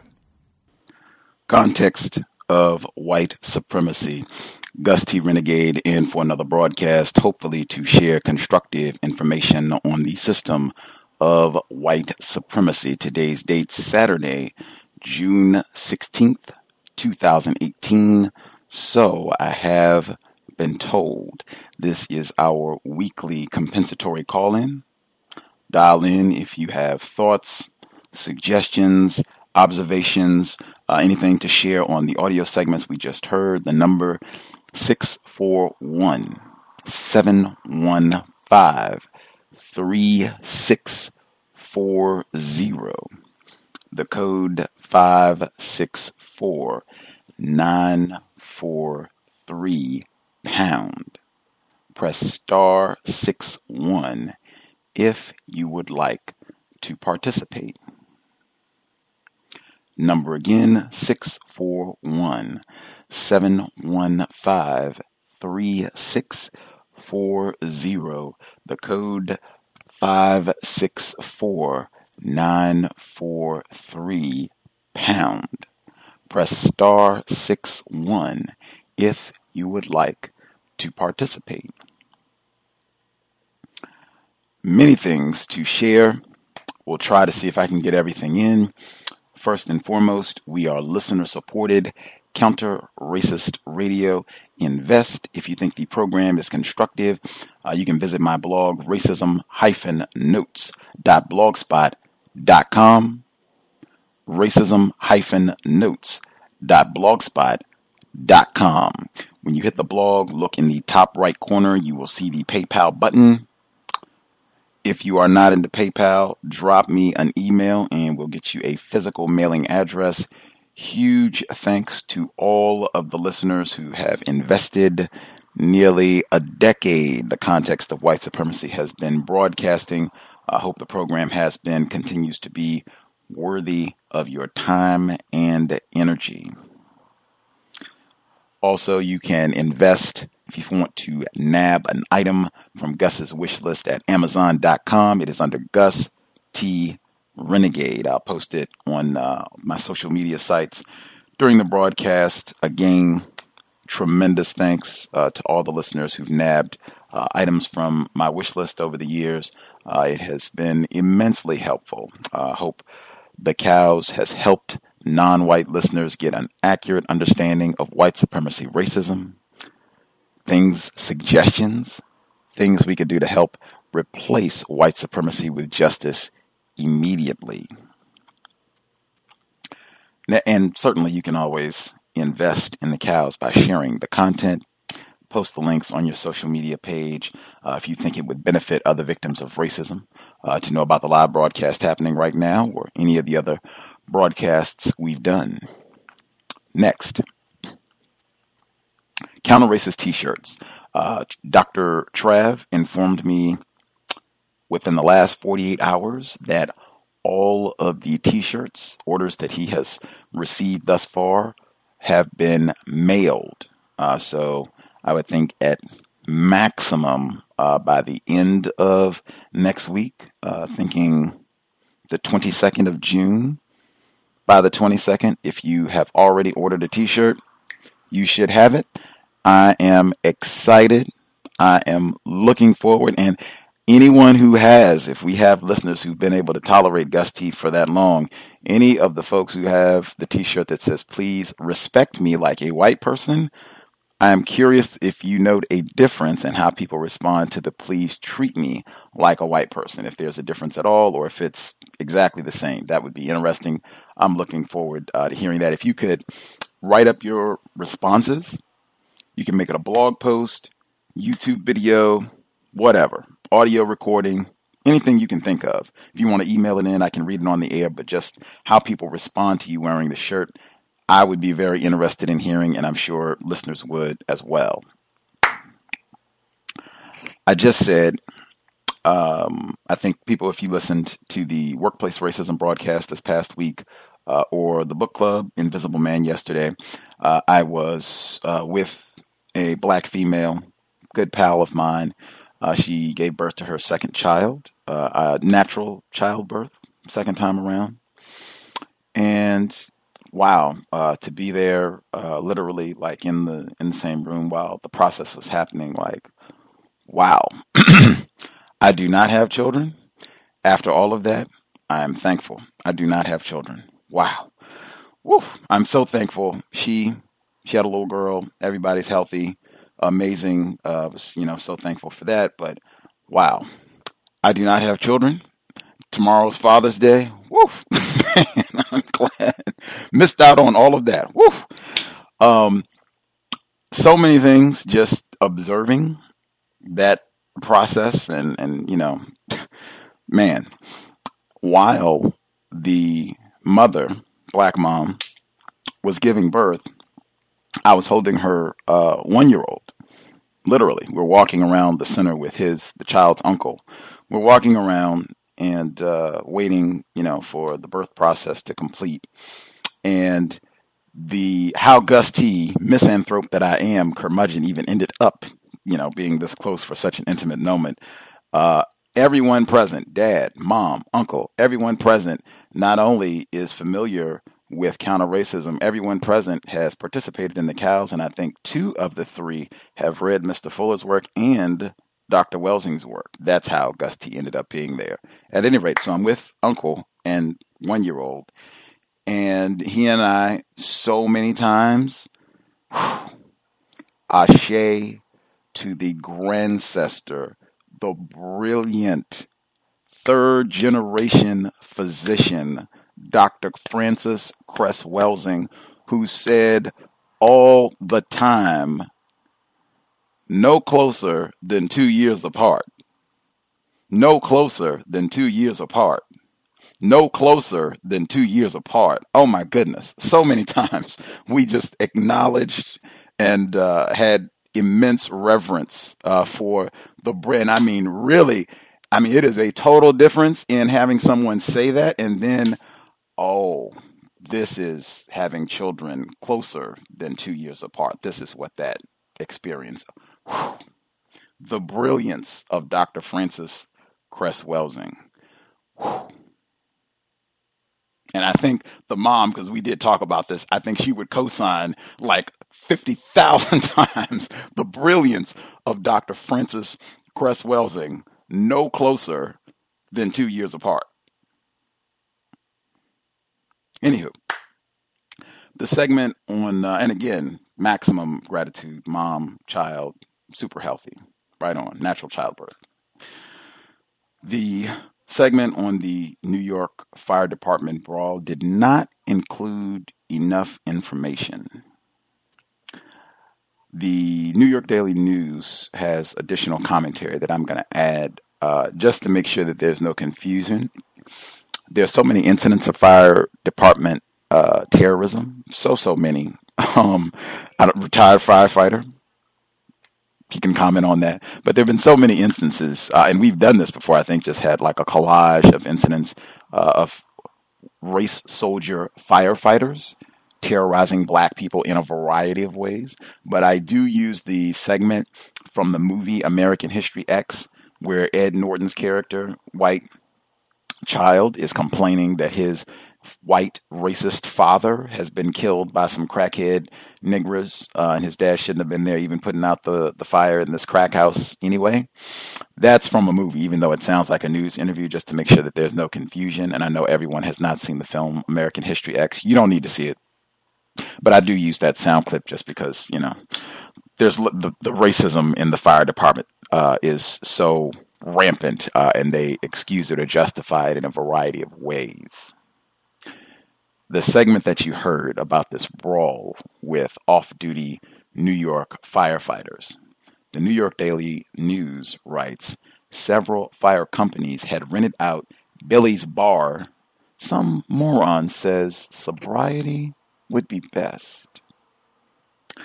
Continuing, rented out Billy's bar on June 6th to celebrate following the ceremonies where Fire Department of New York Commissioner Daniel Nigro, N-I-G-R-O, Negro, I'm not sure, and Mayor Bill de Blasio, Cowbell, honored the smoke eaters. Fists started flying, sources said, following a day of boozing when a member of Rescue 3 called a firefighter from Engine 68 a nigger. So just based on the information that I have, the video that I saw, it seems like, if I'm reading this correctly, a white firefighter called another black firefighter a nigger after they had been drinking, hanging out with Bill de Blasio. Don't know if his non-white wife and non-white children were present, allegedly celebrating the good deeds of the smoke eaters. And then fisticuffs ensue. Sobriety, I don't know, this might even just be workplace racism.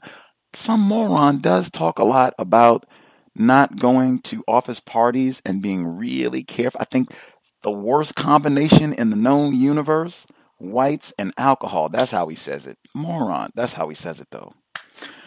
Wow. They left that out.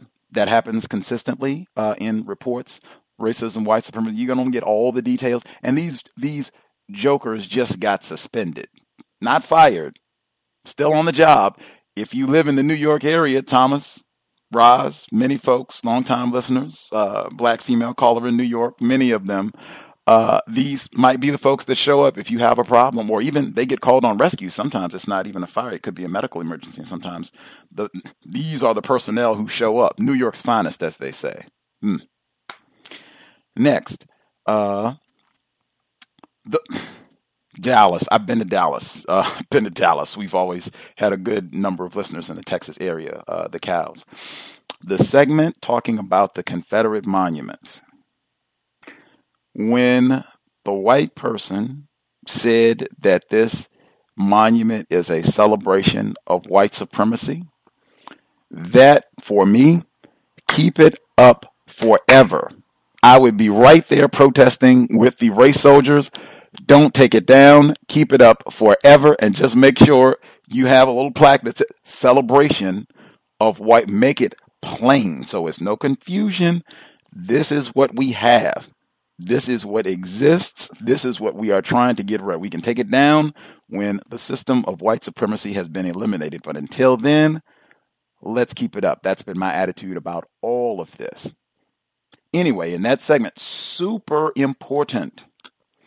In that segment, they made it seem, NPR,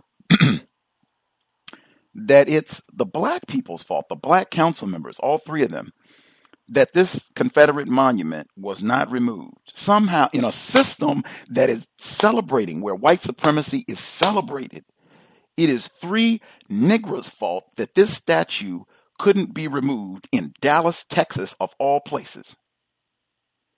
The typical response, if you don't understand the system of white supremacy, you get upset. Man, these coon Uncle Tom Sambo handkerchief head will lynch him right now. You go crazy. You name call, you put them right up there with Sheriff Clark. Who else is it? President Obama. You put them right up there and name call and whoa. The most important sentence in the whole report. The dominant political player seems to be Dallas Mayor Mike Rawlings, classified as white, who swayed. This would be the person to blame. And in fact, I don't know if I was thinking the whole time, I don't know if they got compensated. Who knows? Mr. Rawlings could have came up and told them, he could have got gangster with them. Like, hey, this is what it's going to be. That might be a metaphor. He could have came up and got really explicit. Like, hey, this is what it's going to be, gentlemen. You're going to vote to keep that statue up. And that's what it's going to be. Now, you can say whatever you want to justify, give them whatever reasons you want. But at the end of the day, your vote had better be those monuments are going to stay put. And that's that. It could have been that. It could have been, hey, we'll, give you a vacation. We'll give you a certain amount of money. We won't lock your child up. Anything. The system of it's easy for race soldiers to sway niggers in the system of white supremacy. But the easy thing, what racists depend on, is that we will get mad at those three black council members. I'm not even saying their name because they're not important. We should be focused on Mayor Mr. Rawlings. Why did you feel the need to sway these niggers to keep this monument up? Great question. Continuing. The Pittsburgh Natural Hair Group, I listened to that and I said, man, I would have used my rewind button. They started out a segment on black people and natural hair, and a white woman took over the segment who has abducted a black child. Again, the system of white supremacy. And I sat in awe. Not that I was surprised, but just in awe. Again, the power. White women. They got Donald Trump to the White House. Do not ever minimize the power of the white woman to take over, colonize, if you will, a segment that was ostensibly supposed to be about black people not chemically damaging their hair to conform to white supremacy beauty standards. Pam, Interracial Con Game, and the Beauty Con Game. Trojan Horse Publications. Pam, always appreciate her efforts. Next, Dr. Wasayan was with us on the program this past week. he encouraged Gus to check out there's a movie and there's a TV series, Black Lightning. I got confused. It's been a full week. Lots happening. I thought maybe the 2018 TV show, maybe that's what he was talking about because that's newer. I said, okay, and this was, I think, based on him hearing me say that any content like movies, television programs that have a lot of black people, I don't want to see. I've had my fill of Empire, which I've never seen, and New Jack City, all of the Power, which I've never seen, The Butler, which I've never seen, Precious, which I unfortunately did see 45 minutes of. I've had my fill. Black Panther, which I've never seen, do not intend to see. If it's got a lot of black people in it, I'm not going to watch it. So he said, watch Black Lightning. And every time I see one of these films with a lot of black people in it, and it confirms the stance that I've taken, it just ratchets up where I'm less and less likely. If it's got a lot of black people in it, I'm not watching it. So I watched the first 10 minutes of Black Lightning. I sit down to see what this is going to be. I already have very low expectations. And so within the first 5 minutes, we got a black person getting stopped by the police. I'm not interested in seeing that. We've seen that 50,000. Didn't we see Boys in the Hood? We saw that, right? I'm not even interested in seeing this. Oh, okay, black person get pulled over by the police. I think there was already a riot about some sort of police shooting or what have you, the hate you give. We've already seen that. Okay. Get through all that. There's a club scene.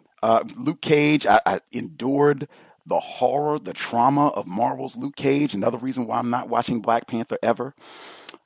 They get through the club scene, which is filled with anti-blackness and bad acting. There's a lewd sexual scene between a black male and a black female. They go upstairs. A black male threatens a black male, commits violence against a black male in front of a black female. And then the black female, this was the point where I could take no more. The black female says, oh, I didn't know that you were this person's B word. And she knees the black male in the groin. Once again, if the content has a lot of black people in it, I am not going to watch it. That's not an indictment of black people or even black people that attempt to do television content, movie content. If anything, it is my observation, the system of white supremacy, they are at work. Strongest to me, it seems, when there are no whites on the screen. I mean, the anti-blackness content saturation is most intense when you have a lot of black people on the screen. We're going to make sure that this is really intensely destroying black self-respect. Dr. Francis Cress-Welsing once again. Do I have enough? Can I do this in 5 minutes? I think I can get this in 5 minutes. I can do this in 5 minutes. I could talk yoga stories for a long, long time. I had mentioned before, lovely, flexible, black female. We went to the park, had ice cream. She wanted to walk me home. We chatted about racism. She made comments that to me suggested might be white identified. She probably has white friends. Not sure how much of that, I can be patient about. I go to yoga class this week. Go to restorative yoga class, which I don't even take very many of. I get there. Lovely, flexible black female is present. Wowee, I'm super excited. I go in, I take 2 steps, literally. Uh-oh. She's in conversation with a white man. I immediately think, maybe she just sat randomly and he asked her a question. That does happen sometimes where you just sit down. In fact, even in some classes, they will tell you, speak to the person next to you. I've been in quite a few classes where they say that. Generally, I even ignore that prompt. I'll just stay on my back. And so then because I'm always next to a white person when they do this. So when the suspected racist, when they turn, if they do even turn, because a lot of times they don't even turn. They're just like, ugh, Negro's sitting next to me. Negro's sitting next to me. I'm not even going to turn and greet. That has happened quite a few times. But sometimes I'll be on my back and they'll turn and, I don't even participate in that. Anyway, I was thinking, maybe this was a random pairing, who knows? But the conversation lasted a little too long to be a random strangers just happen to be here and we're going to carry on a 5-minute dialogue before a yoga class. I could be making an incorrect assessment. I go sit down, lovely class, fantastic, feeling great. Afterwards, I say, I'll go talk because maybe that's, she doesn't even know him. Don't want to jump, don't want to make assumptions. Very important. I go to talk, and it was as if the race soldier was picking up my vibration and stopped. And I was like, I'm going to go back and wait for her. It's like, oh, ouch, ouch. We have taken critical losses in 2018, the flood. It has been tough. I did think I should send her Pam, once again, racismws.com. I thought within about 30 seconds, I should make sure I send her information. Interracial Con Game, get another plug. Interracial Con Game, I should send her the review for the Interracial Con Game just to give her information, because I process that as danger, even if they're just like quote unquote friends. Danger if you are around this individual and you do not think of this person as a racist. There's no such thing as white people that are not racist. I think, yes, I will send her information on Pam's work. I said I will wait a little bit so it doesn't come across like I'm just being spiteful about it. I view it as life-saving information, like even if it's something that she thinks about a year later, is able to think about a year later, like, wow, this is really important. I don't even remember that nigger's name, but this is valuable information. The Interracial Con Game. I'm so glad I read this. I'll never look at whites again. That's what the goal is. That is what the goal is. So I'm thinking I'm going to send her a link. We'll report back if I get any constructive or even non-constructive feedback. If I get any sort of hostility, which I hope doesn't happen. I haven't heard that too often from folks, but am going to forward the information. With that, I still had other things, but we'll have to leave it there. The number again, 641-715-3640. The code 564943 pound. Press star 61 if you would like to participate. If you could take 5 minutes, whatever commentary you would like to share, that would be grand.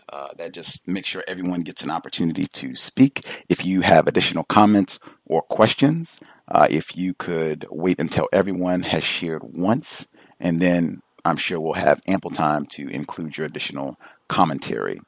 If you know you're in a noisy environment, if you could use your mute button, that would be super appreciated. Just helps preserve the quality of the broadcast so people don't have to fight over a lot of unnecessary background noise. For this broadcast, if we could not use metaphors, very important. We are supposed to be mindful about what we say and not just go into dialogue about white supremacy, just saying anything using any terms. Racists, they frequently, deliberately employ metaphors, similes, analogies, comparisons in a deceptive manner. They will compare and contrast two separate entities and insist that these two things are identical. Frequently, that is not the case at all, and it is the tactic of a master deceiver, master racist. Victims of white supremacy, including Gus T, we've been exposed to this behavior for a long time, and many of us are still learning. Thus, we have not come to conclusions on certain subjects, and so sometimes instead of logic, we will insert metaphors, similes, and often that just contributes to a lot of confusion. If we could be direct, explicit about what it is we'd like to say, that would be great. If you need a little additional time to think, to get the correct words together, that is acceptable, encouraged even. With that, folks who dialed in with a hand up, star 61. If you haven't, or the first few folks who dialed in with a hand up, line should be open. Proceed.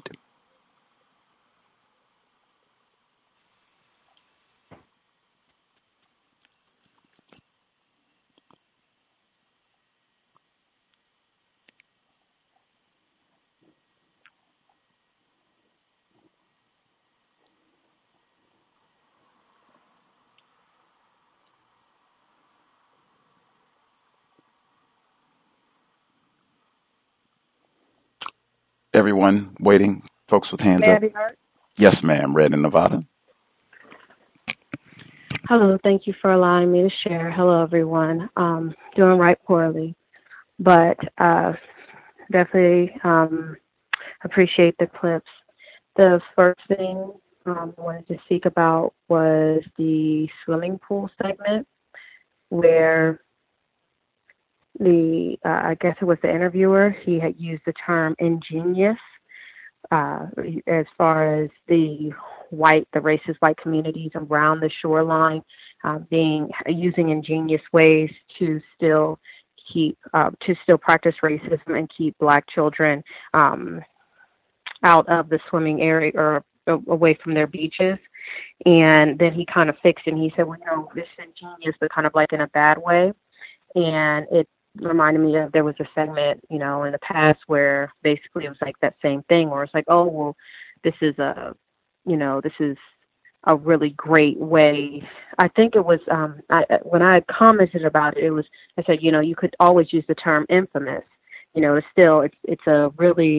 it's something that is really popular, but it's popular for a bad thing, or it's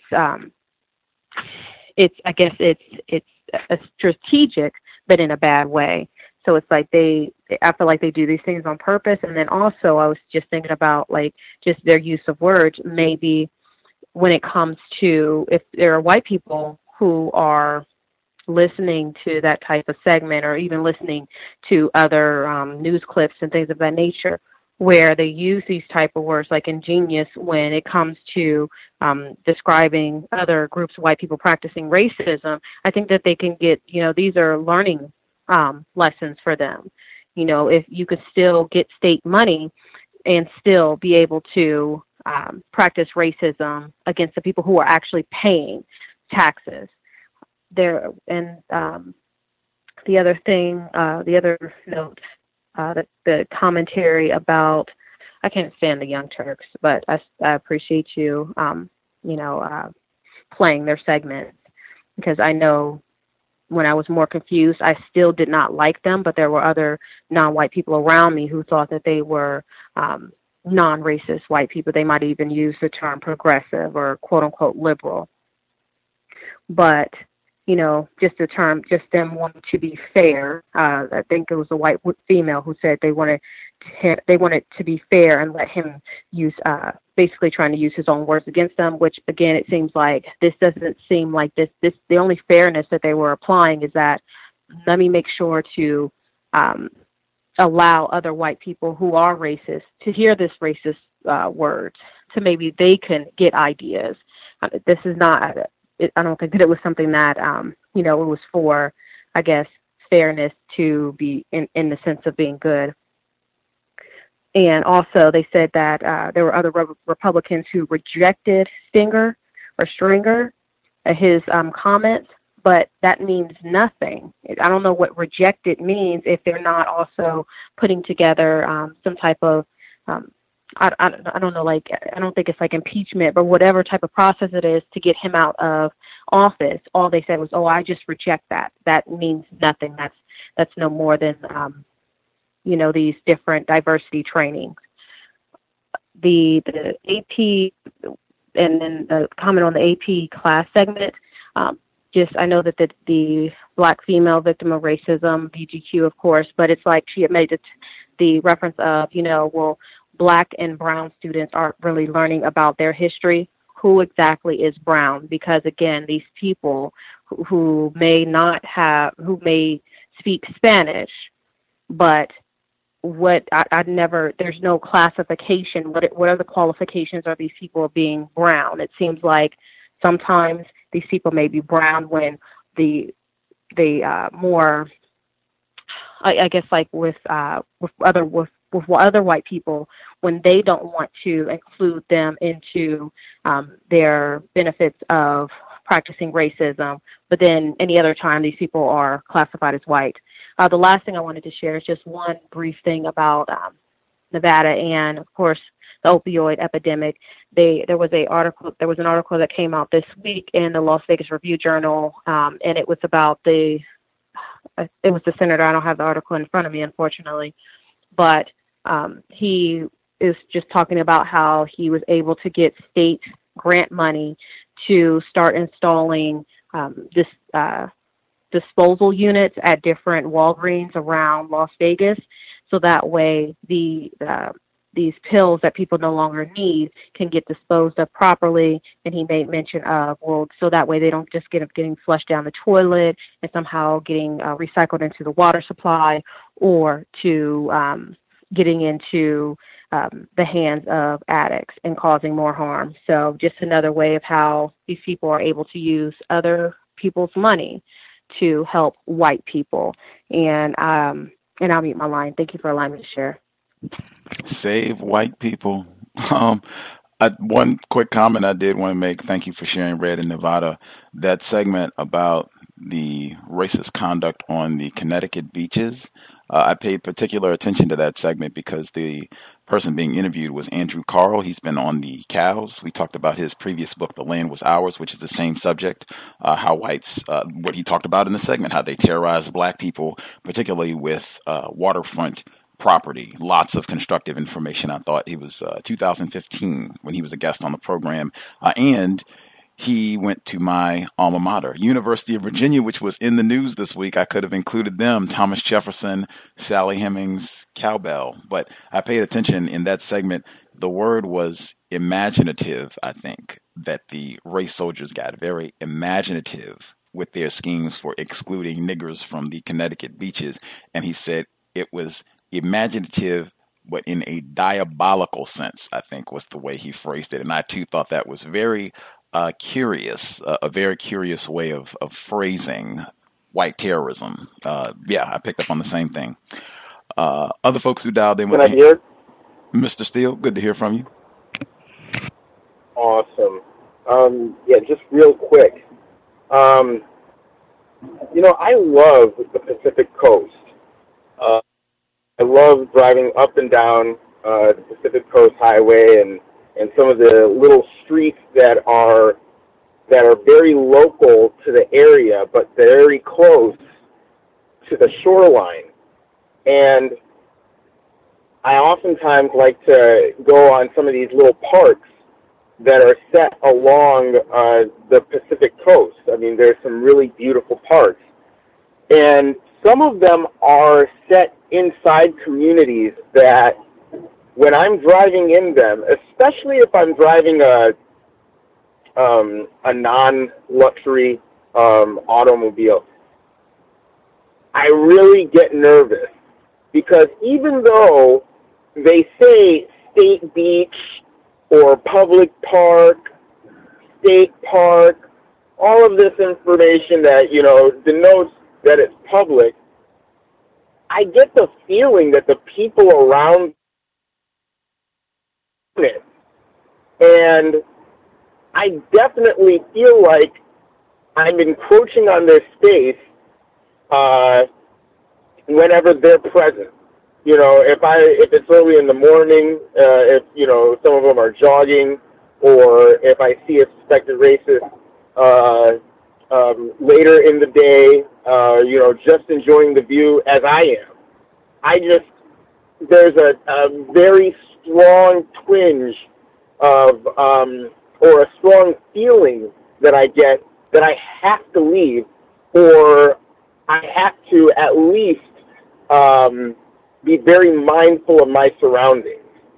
And, these would be otherwise beautiful and, breathtaking scenery, very serene experiences. But for the presence of the local suspected racists, I mean, it just, even though these are very low policed areas, it just makes me very nervous. And I also am very cognizant that it would be a problem if it would be okay, I think, if I brought my family there, if it was clearly my family, but if I brought, say, my boys, like if I rolled in with a crew, no, we would get called, police would be called, we would be investigated, and so as a result, these are experiences that I often have by myself, and and it's very rare that I get to share that with other victims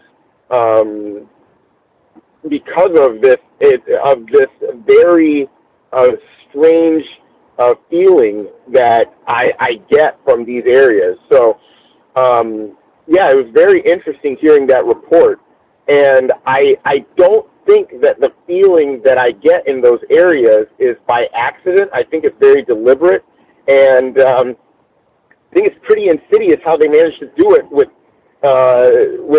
such little. I mean, there's a sign. Maybe it's the sign that makes me feel that way, or maybe just how well it's manicured. It's just all of these things make me go, man, I don't think I'm allowed here.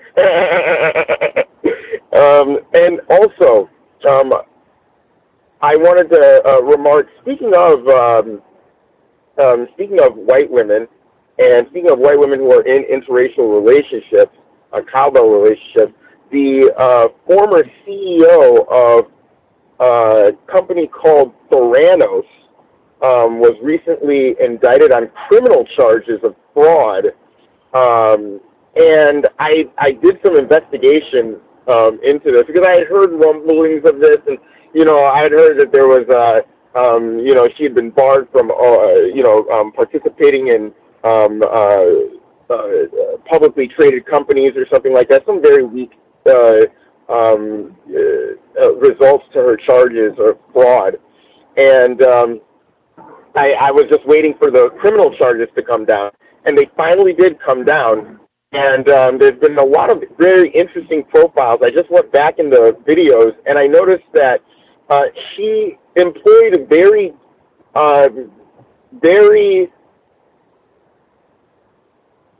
scary, I'm going to use the word scary, techniques to, I guess, hypnotize people when she was talking to them.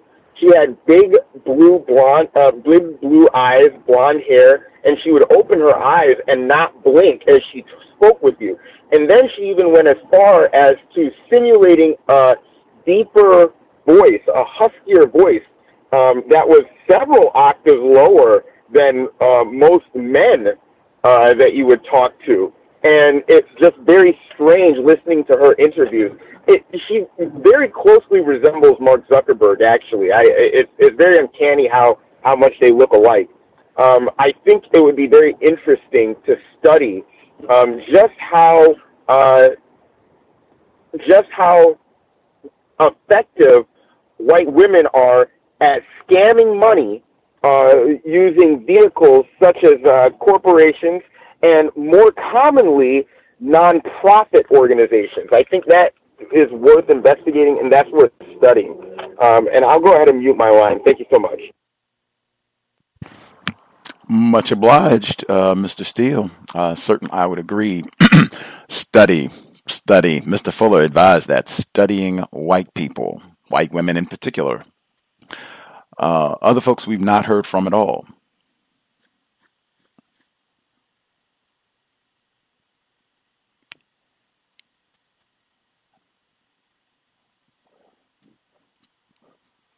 Folks with a hand up are lollygagging, it seems. Let's see. Oh, can I share? Yes, sir. Can I be heard? Oh, I'll go ahead and let the lady go first. Oh, thank you. I didn't hear you speak up, or else I would have yielded the floor, but thank you very much. This is the codified software developer from Wisconsin. I just wanted to chime back in on last night when Ivy and Red called me codified software developer. I don't mind that, actually. I actually like it, so I might start using it myself. Also, in terms of the Black Hair Care segment, the first segment that you played, I was at Six Flags Great America today and noticed quite a few non-white female children with white male adults. And this was very concerning for a lot of reasons. And I just noticed some inappropriate behavior between these white male adults. in these non-white female children, especially those that are in the teen age.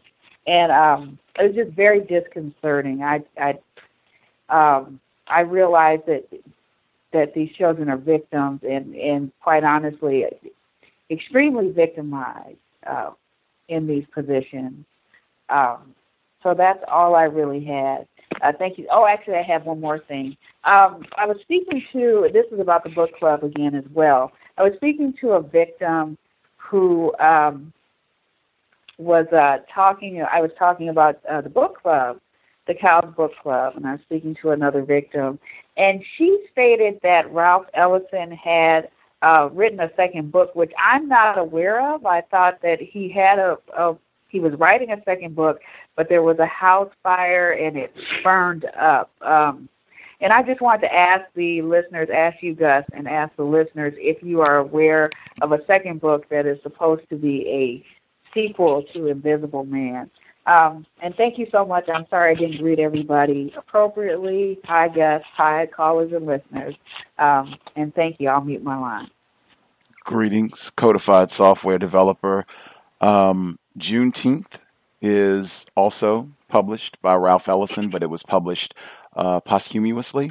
They gathered those drafts. That was the book that he had the house fire and lost a significant number of pages and continued writing and editing up to his death.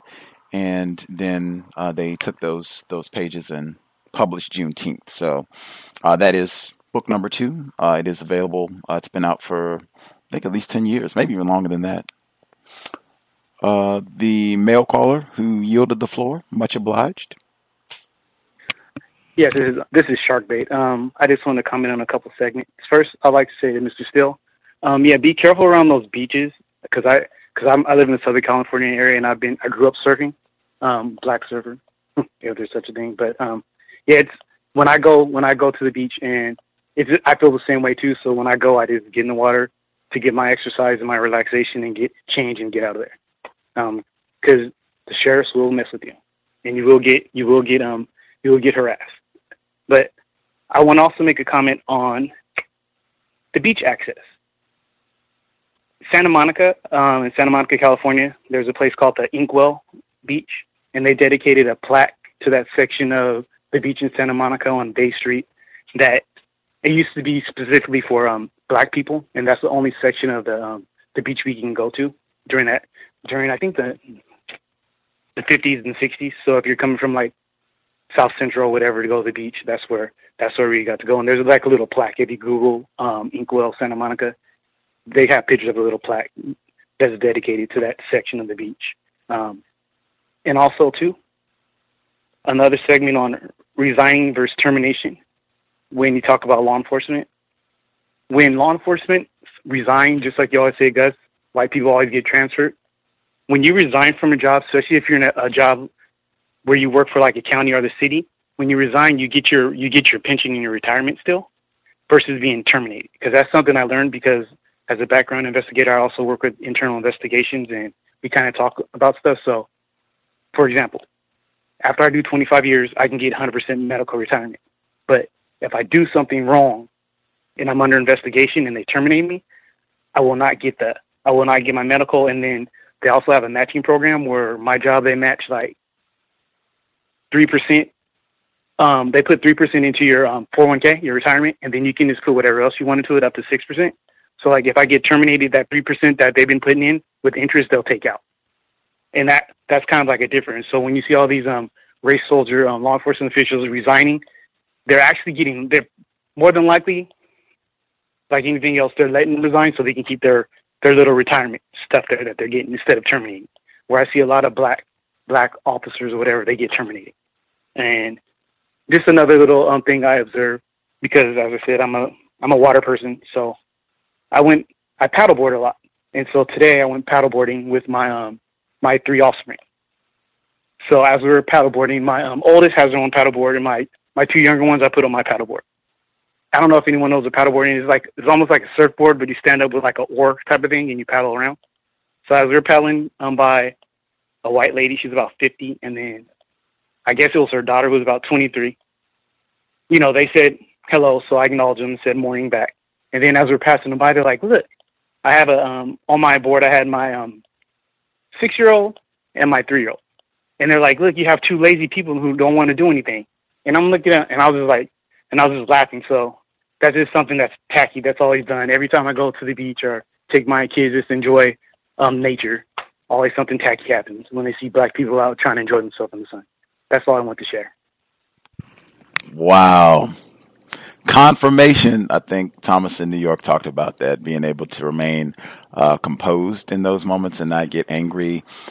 It just confirms what we talk about on this broadcast, what others, Dr. Bobby E. Wright, Dr. Francis Cress Welsing have been talking about and the problem we're trying to correct. It's not, wow, that is a responsible black father. We should have more of the Happy Father's Day. He's taking his children out to get some exercise in the sunshine, enjoy the California. Bravo, bravo. No, we got two lazy niggers out here who don't. Wow. The white woman on display. Other folks we have not heard from at all, if you have a hand up. May I be heard? Greetings, Ivy. Greetings, Gus, and greetings to all the callers and listeners on the line. If I could just have 1 second to pull up my notes, which I already did. Okay, so first thing I want to say, thank you so much, Gus, for telling me not to say kill and not to employ that metaphor playfully. I should have said have mercy instead, and I'm going to work at eliminating that word as a metaphor, because, to be playful or whatnot, because that's not something to play with, especially referring to black people killing other black people. I wanted to say, as far as the previous caller, what he said about the black surfer, man, you don't have to worry about that. I wouldn't be surprised if we invented surfing, just like we did with hockey and rock and roll and a bunch of other stuff that white people stole and said that it was theirs. As far as the inkwell, I didn't know that. In California, I wonder if that is what inspired the movie The Inkwell with, I believe it was Lorenz Tate. As far as the clips, you would never know it from what I did tonight, but I am getting a whole lot better at just being able to take the verbal abuse that white people perpetrate when they report on things. And it was so unprofessional and so terroristic and so tacky, and it actually shocked me. It shouldn't have, but it did. With the clip, when that lady said, when that race soldier said something about black women getting the natural kinks out of their hair, because that was an insult. I was about to employ a metaphor. That was an insult, and it shocked me because it was so unprofessional, and it was just, to me, it was so blatantly insulting. And it's like, you talk about natural kinks. No, we don't have kinks like Dr. Welsing said. No, we have tangles, just like you have tangles. The difference is we have thick hair with tangles and you have thin hair with tangles, but you nonetheless still need assistance to get your tangles out using what is called detangler. I wanted to say to, let me make sure. Okay, yes. So I wanted to speak to the codified software developer. First of all, I want to thank you for your encouragement about the dog food epidemic language that I use. I'm really encouraged by that, and you're welcome, and thank you so much for your encouragement with that. I have a question for you as well as everyone on the line, including Gus. Where I mess up at is like with white people, where they could get me, because as I've said many times, I'm very emotional, and in a variety of ways, probably in all ways. When I feel something, I really feel it, whether I'm sad or I'm angry or whatever the case may be. So people can really play on my emotions, but especially white people, because they're master deceivers. And how they get me a lot of times is when they're really nice. And I noticed that I was feeling positive emotions that I was trying to resist not too long ago at that luncheon that I spoke about in the past toward not the race soldier but her daughter. But I was trying to resist that, and what that has to do with the codified software developer is this: when that white man, that white male, who you said is of use to you because he gives you constructive information, and he told you to watch out when that race soldier was trying to kill you, in my view, I feel I'm having to fight through positive emotions that I feel toward him because I felt like he saved your life. And so my question is, do you have positive emotions toward him for the, looking out or telling you to watch out when you were almost going to get hit, and when he just gives you all of this constructive information? And if you don't have positive emotions as a result of these things, how do you maintain psychological and emotional distance from white people when they are nice to you? That's a question for you and everyone else on the line, including Gus. And that's all I had on my line. Thanks, everyone. Thanks, Gus. Much obliged, Ivy. If we can get folks who haven't shared, we can get all of those folks, and then we'll go back to get codified software developer. And I guess as we are picking up the people who have not shared, you all can answer Ivy's question if you are so inclined as we proceed. Folks, we have missed completely. I'll give out the number again: 641-715-3640. The code 564-943 £. Press *61 if you would like to participate. Folks we've not heard from at all. Can I be heard? Greetings, retired firefighter. Greetings, everyone.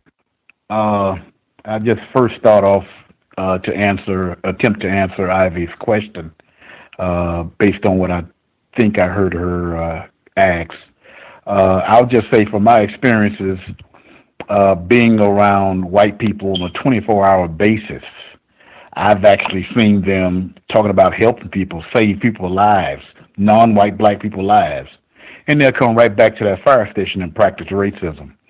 Mr. Fuller, as most of us, if not all of us, know, that he states that if a white person is capable of practicing racism, he or she probably is a racist, a practicing racist. So just from the account of a white person being nice, or even going to the extent of, at the risk of their own life, saving a life of a non-white person, there is nothing in my experiences that would tell me to basically relax and just I hear some noise in the background. It just went away. Okay. Just because a white person does some kind things or some good things, it still doesn't dictate that I'm supposed to lower my alertness on them potentially being able to practice racism, white supremacy. Gus, quick question. Have you ever heard of a non-white black male by the name of Edwin T. Pratt? No, sir. Well, I would like to introduce you to this person. I'll just start off by on how I found out about this person. I think I was on YouTube or something like that on the computer, and they were interviewing this white female somewhere between the ages of 8 to 13 that was playing in a park, she said, and she observed of this plaque that was in this park that had Edwin T. Pratt on it, born 1930, died in 1969, and she decided to study this. You know, these are some of the stories that refined racists put on Yahoo or somewhere to kind of like give the idea that there are some nice white people that's not willing to practice racism, white supremacy, you know, that type of thing. And basically what she did was do some research of her own and found out about this person, non-white black male, as I mentioned.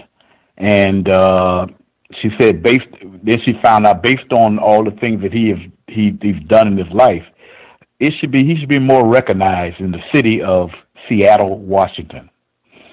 And she went to different council meetings, and they ended up relinquishing her insight, and they named a couple more institutions after him.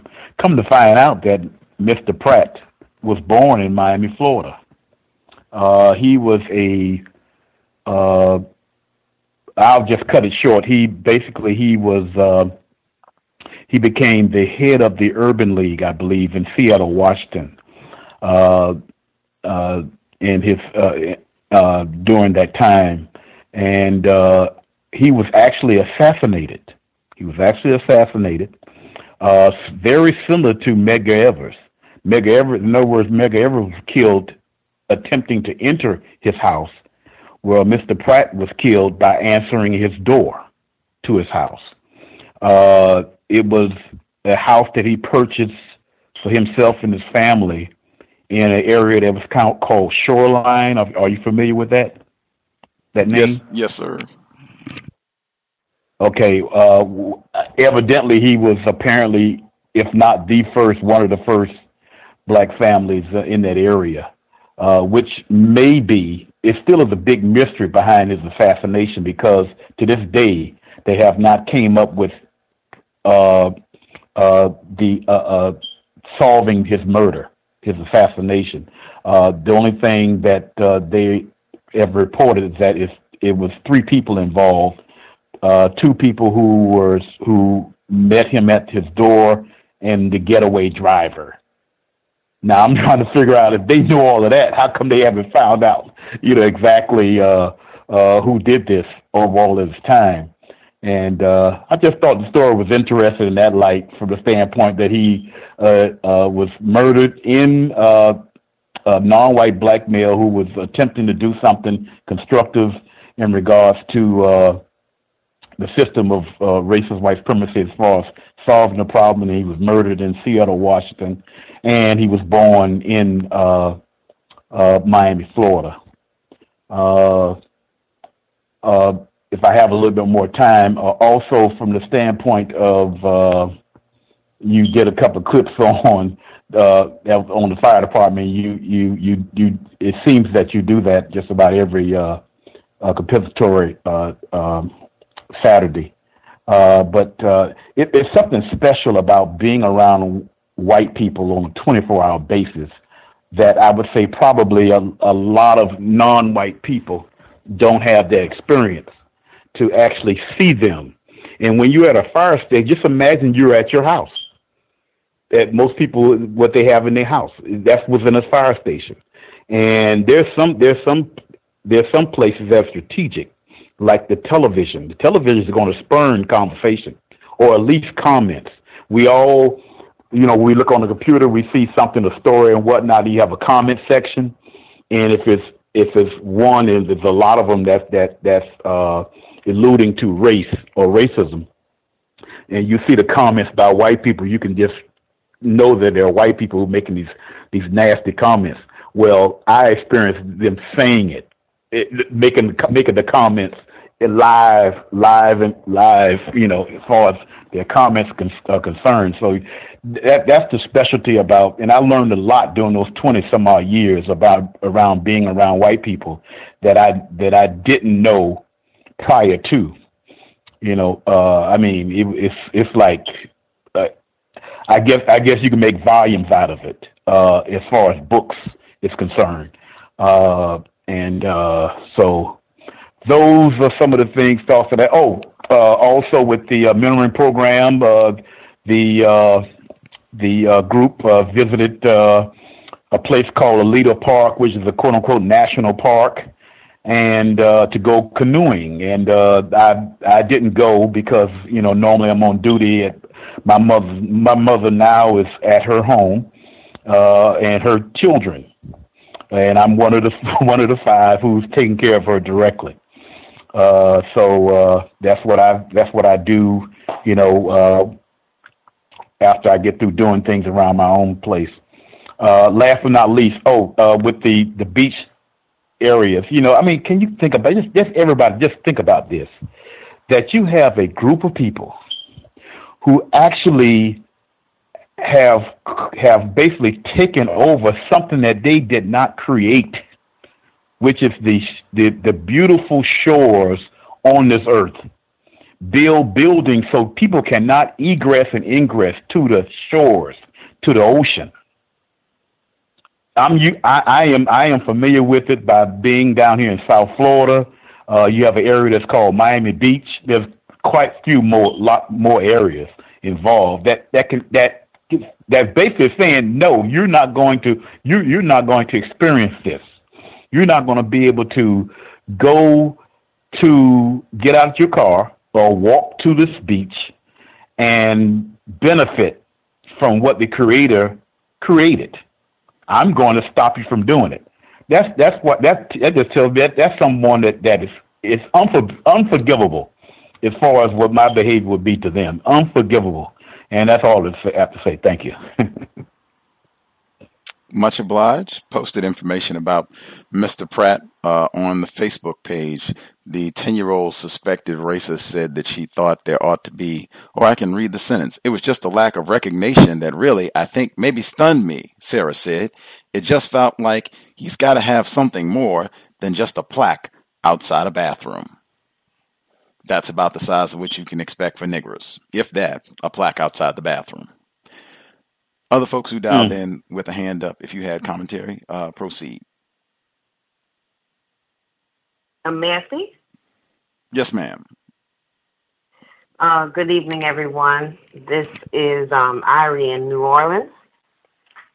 And I had a question, but to answer, I'm not sure who asked the question about how do you distance yourself from the niceness of white people. For me, my experience is that whenever a white person is nice, it's one of two things. They're either acting out of ego or they are in a position where their status as white hasn't served them well. And they're kind of like in the doldrums and, they're kind of like, okay, well, I guess I got to hang with you.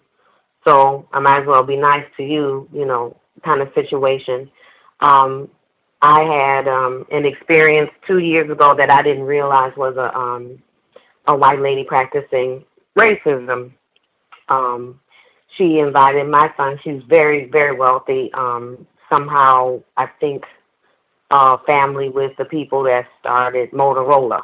And I was in a wealthy school district in Illinois at the time. And she invited my son to go to the lake house with her two sons, her husband, in Lake Geneva. And they went kayaking and some other stuff, and at the time I was not as informed as I am now. I was more confused. And, I thought it was a good thing to let him go because I figured he would see what it's like to, if you do well, this is what you could possibly have. Well, later on, I was hurt on my job and waiting for my disability benefits to begin. And the same lady that was also nice and I love him, like he can come over whenever. I asked her for a $1,200 loan. And they probably spent more than that the weekend that they went up to Lake Geneva. I said, hey, I want to pay you back. I'm going to pay you back. I'm just waiting on disability benefits to begin. And it'll begin this date. I have, the paperwork. She basically told me, I can't loan you this money. we don't have it. Maybe you should go sell cookies in front of the store like everyone else does. And and that was it. I was written off. And so there's that experience. And again, if they're nice, it's because they're down on their luck. I do have a acquaintance. He was a friend. I'm distancing myself from him. He is a swirler, what they call a swirler. He's tried to swirl with me. I told him no. And basically the reason why he, I think in his mind, is cool with me is because he considers himself black and he's not able to be. If I could pause just for 1 second. I think swirling is a metaphor. And I think that might even be a food metaphor, because I think people generally, when they say swirling, it's vanilla and chocolate. Yeah, buddy. So if we could get the correct term, please. Thank you kindly. Yes, sir. I will correct it. He seeks out. I got a cowbell. He seeks out tragic arrangements. Because again, he's down on his luck, and that's the end of that. I'll move on. There is great, like they really do go out of their way to prevent our access to shorelines and waterways. I don't know if people are familiar with what's going on with Reverend Pinckney in Benton Harbor, where Whirlpool is basically trying to find a way to get these homeowners out of Benton Harbor, Michigan, which is lakefront property, because they want to turn it into a resort, a golf club for, whatever. And Reverend Pinckney, he tried to, he embarked on some kind of recall for either the mayor or the governor. I can't recall right now. And because of his actions, he actually was jailed for, I believe, 2 years. They accused him of a crime like tampering with voter registration, and then it came out, and he was vindicated, and they got him out of jail. And you can look up information on him on Black Agenda Radio. But they love to hog the ocean. They love to hog the water. And the question that I had was, since somebody mentioned NPR practicing refined racism, I was wondering if anybody listens to Harry Shearer. His podcast is called Le Show, L-E Show. He is the voice of Mr. Burns on The Simpsons and some other characters. And so far, I haven't caught anything that is, I'm not sure. I do notice that he does love to play second-line music, what we call second-line music in New Orleans, the local black brass bands. He loves to play their music in between segments and stuff. And I don't know. I'm just wondering what people think if they do listen to him. And I'll take my comments off there. Thank you, everybody. For sure. I haven't heard his program to comment, but other folks. Other people we've not heard from at all. If you have commentary, proceed.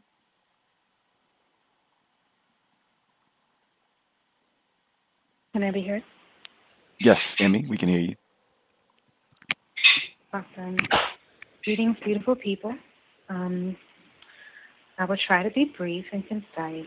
First, I would be lying if I didn't say I didn't celebrate holidays, horror days. I'm not that quite codified yet. I still really, really love New Year's.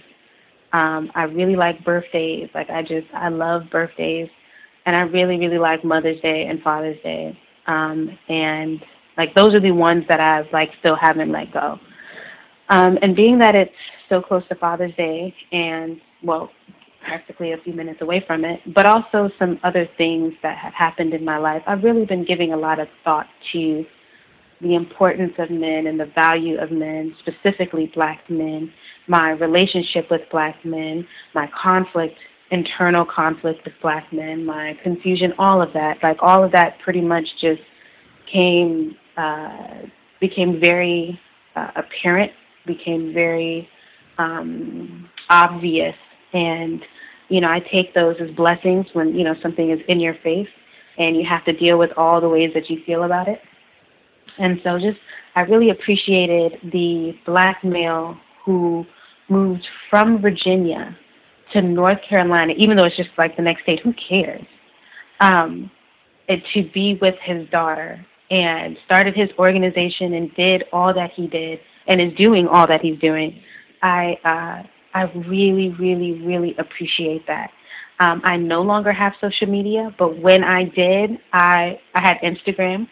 I was almost addicted or obsessed with the pages or video clips or images of black daddies doing their girls' hair, black daddies taking the kids for the day, black daddies just doing black daddy stuff, black daddies with their sons, just black fathers. I think the image is just so powerful for me.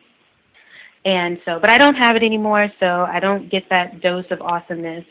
But anyway, I appreciated the clip. And I'm fortunate and blessed, I guess, or not, depending on how you look at it. I'm a divorced child. My mother remarried, and my father remarried too. Everybody is still alive, so I guess someone could argue that I have 4, but I'm not going to get into my personal life. Could argue I have 4 parents. But when it comes to my mother and the man that she married, and I've already admitted on here that at one point someone could say that I was very disrespectful and just swirling out of control and confused and hurt and traumatized and all this other kind of stuff, and it was true. And I had to work through all of that. But I'm so grateful now that I'm much more mature and I've done some work. I'm not sitting up saying, oh, my God, I don't have no issues. Oh, I got daddy issues. That's just me being honest. But I'm so grateful for the man that married my mom and has functioned as a father and a dad for me. I also still have my dad, and that is what it is. And we're all victims, so I really got an opportunity to really, accept and let go at the same time. It is what it is. But, I just wanted to make sure that I really spoke about that because even though there's a lot of hurt and pain, there's also a lot of good things too. And I'm just very fortunate. And I think that if I hadn't had that, it's very easy. I hear it all the time. Black men don't do this. Black men don't do that. Black men don't want to be daddies. They don't want to take care of their kids, blah, blah, blah.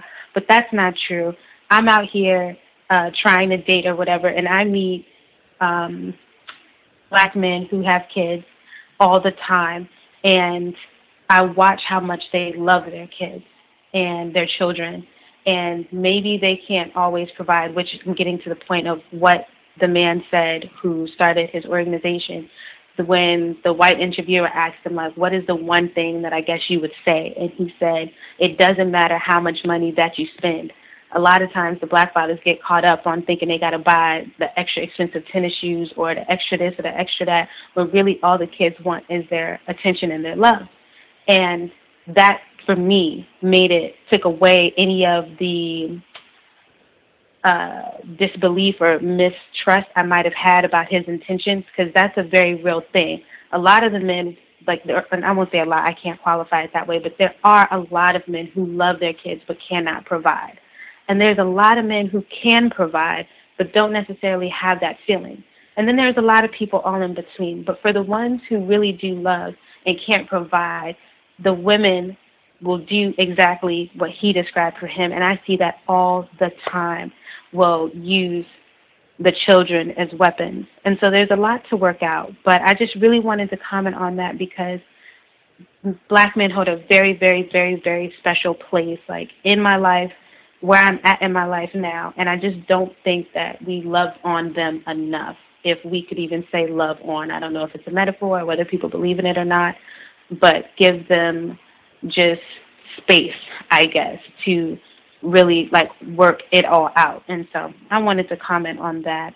I'm sorry, let me just pull up what I was trying to say because I kind of went someplace else. Gus, moron is name calling, and there should not be any name calling, even when we say it to ourselves. White people feign niceness to me all the time. They also are, very trifling, terroristic and all that too. But there are a lot of white people who act like they're nice to me all the time. And it doesn't make me no difference whatsoever. I reciprocate, I'll be appreciative because that's part of my code and how I'm able to maneuver, in my opinion, based off of the assessment that I've made. They hold all the keys, and there's places I'm trying to go and things I'm trying to do. So if you provide me an opportunity, I'm not going to deny it because you're white. That's not strategic in my opinion, but I'm not going to become your groupie either. So thank you for the opportunity, and I keep it moving because I feel like that's what they're supposed to do given all that they've put, what they're doing now and their establishment of the system of racism, white supremacy. So sometimes I have to walk a very strategic line, not to use a metaphor. And then if I do feel any inclination, maybe, I want to be nice to you, or could it, well, maybe, no. Number one, there's enough evidence to suggest that we're so conditioned to be immediately accepting of white people that is just absolutely dangerous. So I keep that at the forefront of my mind, that something inside of me, no matter how codified I try to become, no matter how much I try to exorcise that out of me, it is there. So, it would be easy for a white, if I wasn't staying on that reality that I am conditioned, I am programmed, and I work against it on a daily basis to make sure I stay present and remain logical and not caught up in my feelings, because these feelings were given to me from commercials before I stopped watching TV, from everything around me is trying to pull me to be that way with white people. So I just reject that. And hopefully that helps. And then the last thing I wanted to say is regarding the beaches. Now, I told you I have a stepfather, but I don't call him that. My dad, he's from Miami. His mother is in Miami. She worked for a white family that lived on the beach, who completely took advantage of her. She raised their children, she made their family what it was. They live on the beach. She had never been to the beach until my mother and my dad took her to the beach, maybe not even that long ago. And she's in her 80s, but lives in Miami, in Miami. So I just figured I would share that. And then here's a tip that might be helpful for anybody else out there like me dealing with things. Sometimes I'm lazy. I do a lot and I get tired and I don't want to do anything else and I'm just tired. And so I don't really write as much as I used to. When I was younger, I wrote all the time, journals upon journals of tears and pain and all that kind of stuff. But now I'm just too tired to write. So I actually use my recorder and I talk to myself. I don't know if y'all think that's crazy or not, but I don't care. So far, it's been very helpful.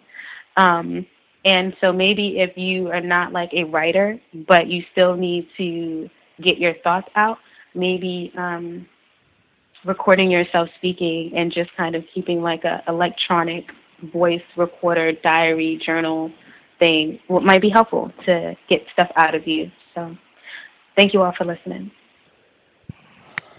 Much obliged, Emmy. Thank you for sharing. No name calling, indeed. Other folks we've missed completely. If you have a hand up, proceed. Can I be heard? Hello, can I be heard? Go ahead, ma'am. Hello? Yes, ma'am, Puff. Proceed. Oh, okay. Hello, everyone, and I'd like to say Happy Father's Day early to all of the callers, the male callers that are on the phone. And I just wanted to say that retired firefighter, I hope his mom do well. And that's it. Ashe. Second that. Thank you for yielding the floor. Thank you. Indeed. Caller in Florida, thank you for yielding to Puff, if you had commentary. Yes, sir. Can I be heard? Yes, sir. Thank you very much, sir. Greetings to Gus, the host, the listeners and callers. I was just thinking about how they had that planned summit in, I think, Singapore with Trump and I think his name is Kim Jong-un or something like that. I believe that was the firefighter who mentioned the body language analysis. I did see that practice with suspected racist Donald Trump when he shook the hand of the non-white person. He grabbed his arm. Like, I don't know if anyone saw that, because they did have like a body language interpreter on TV, and they kept using the word dominance, that Trump was dominant, and he just put his hands on his back, and he was the leader of the exchange and the encounter. And they were using the word leader and dictator toward the non-white person, the Asian male. And then there was a comment also, I think that was Rudy Giuliani. He said that we need to make sure that we have him on his hands and knees practicing racism with that comment. And as far as the segment on the Young Turks, where they was trying to, I guess, paraphrase or give their thoughts on how the white person was talking about the immigration and the white fear, genetic annihilation, too many non-white people populating the area. You know, we got to have some more white kids coming into the schools, or, you know, whatever it may have been. And they brought it to the Republican thing, and they made it seem like if he was questioned about it, and he says, well, hey, Trump, he gets to say these things, you know, well, I can't do it. And going on Republican racist focal point, and basically, and the segment with the law enforcement, like, I wonder if everybody caught where, like, because he caught the race soldier saying nigger on his phone, and he said, you know, hey, you're going down. It's 2018, and I just got to tell my kids about this. And I guess it was a white person, maybe it was someone representing the police department. He says, hey, you know, when you go out there, you know, you may be getting recorded. You may be recorded, so you just want to make sure you're being professional. I guess trying to make it seem like he don't practice racism. Okay, like, go out there and be professional. Definitely a code word. Don't say or do anything that would be perceived as racist. And one last thing, I was looking at a older Malcolm X interview, and they had a white person on it, and it was from 1963, and the white person used the term compensatory action, and I was amazed by that, because I hadn't really heard that term outside of Mr. Fuller using it. Well, it's not exactly the same term, but he used that word in a interview with Malcolm X, and that's the only thing I have right now. Thanks for allowing me to share. That is interesting. I don't often hear that term invoked, compensatory. Not very often, particularly someone who's, you know, not speaking from Mr. Fuller's concepts. Other folks who dialed in that we've not heard from at all, if you have a hand up.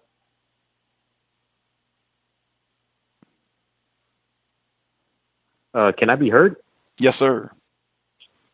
Okay, I'm a second-time caller, and I know Dr. Rasayan on, and he was talking about the older Superfly movie. Right, that was and discussed. I recently... Go ahead, sorry. Yeah, I recently... I was just interested in just sharing some of my observations with my movie experience, and like a couple of spoilers, I guess. What movie is this you said you wanted to talk about? Because we don't do entertainment on the compensatory call-in. What movie did you say you wanted to talk about? The Superfly 2018, because Dr. Rassion. Oh man! Spoke about the Jesus Lord. Yeah.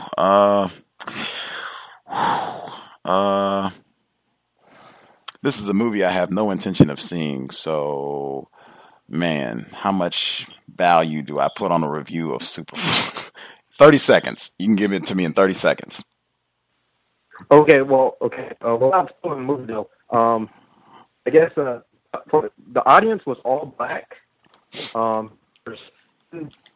black males and then 3 black females with 2 couples out of that. And I will say that the level of just degeneracy in the film was at an all-time high, the highest I've ever seen. And I'm under 25, so I haven't seen the original Superfly, but I would just say avoid the film at all costs. And it's scary because the people my age are going to go out and see this movie and not think anything of it. Wow. Well, if I was like Mr. Fuller's age, or even Dr. Rasayan's age, or even 50 or 45, if I was like, older, I think then I would just say, I'm out of touch. That's what it is. I'm out of touch and that sort of thing. But no, I've just been curmudgeon for quite some time now. And really, the most important thing is the anti-blackness in these films. Once you see what you're looking at, as Mr. Fuller says, I just don't see how you can have a lot of black self-respect and, watch this content and maintain sanity, black self-respect. I just don't think, viewing Superfly, either version, Black Panther, any of them, but maybe I'm in error. Folks, we've not heard from it all. If you have a hand up, proceed.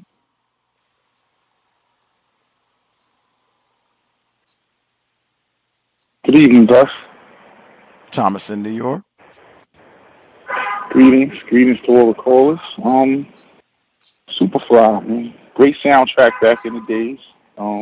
That's about it. I love that clip from American History X.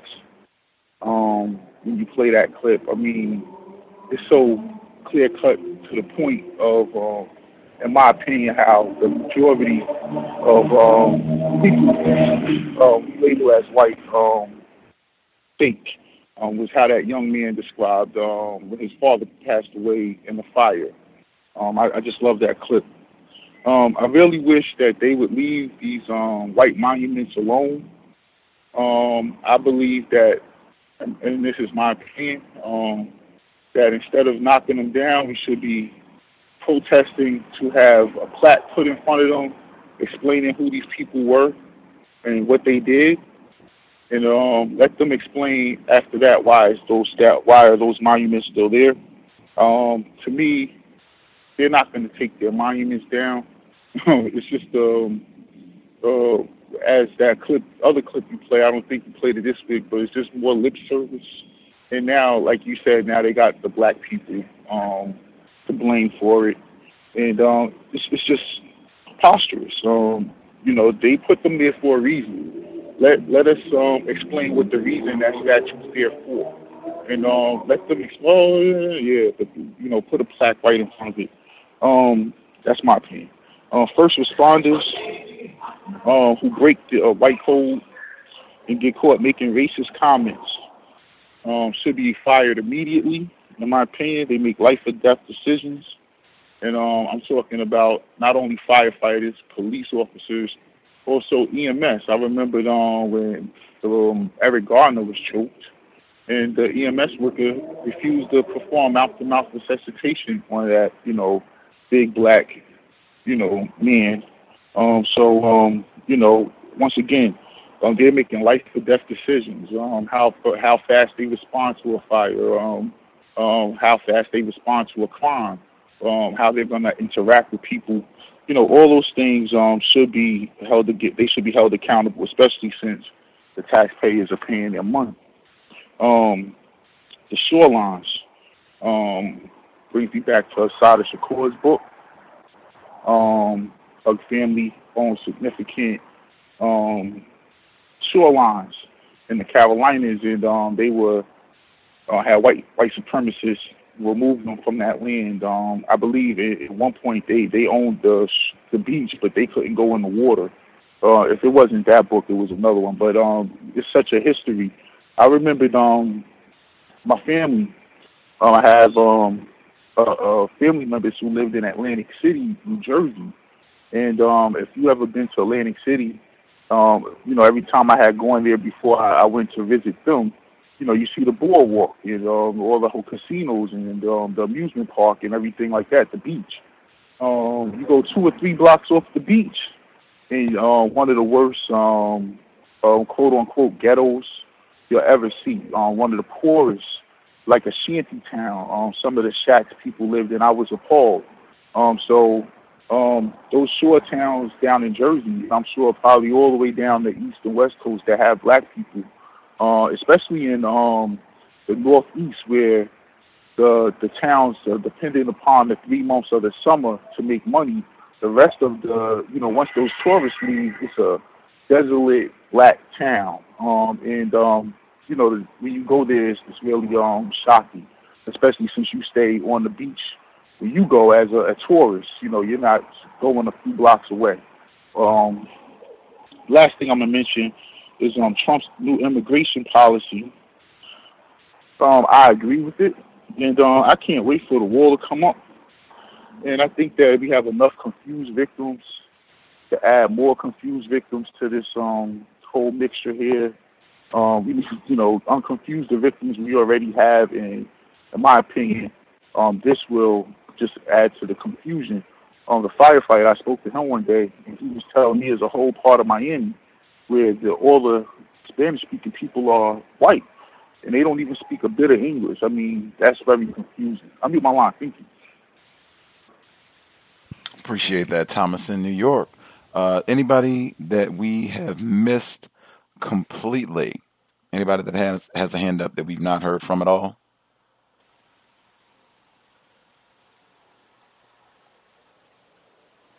Did we get everybody?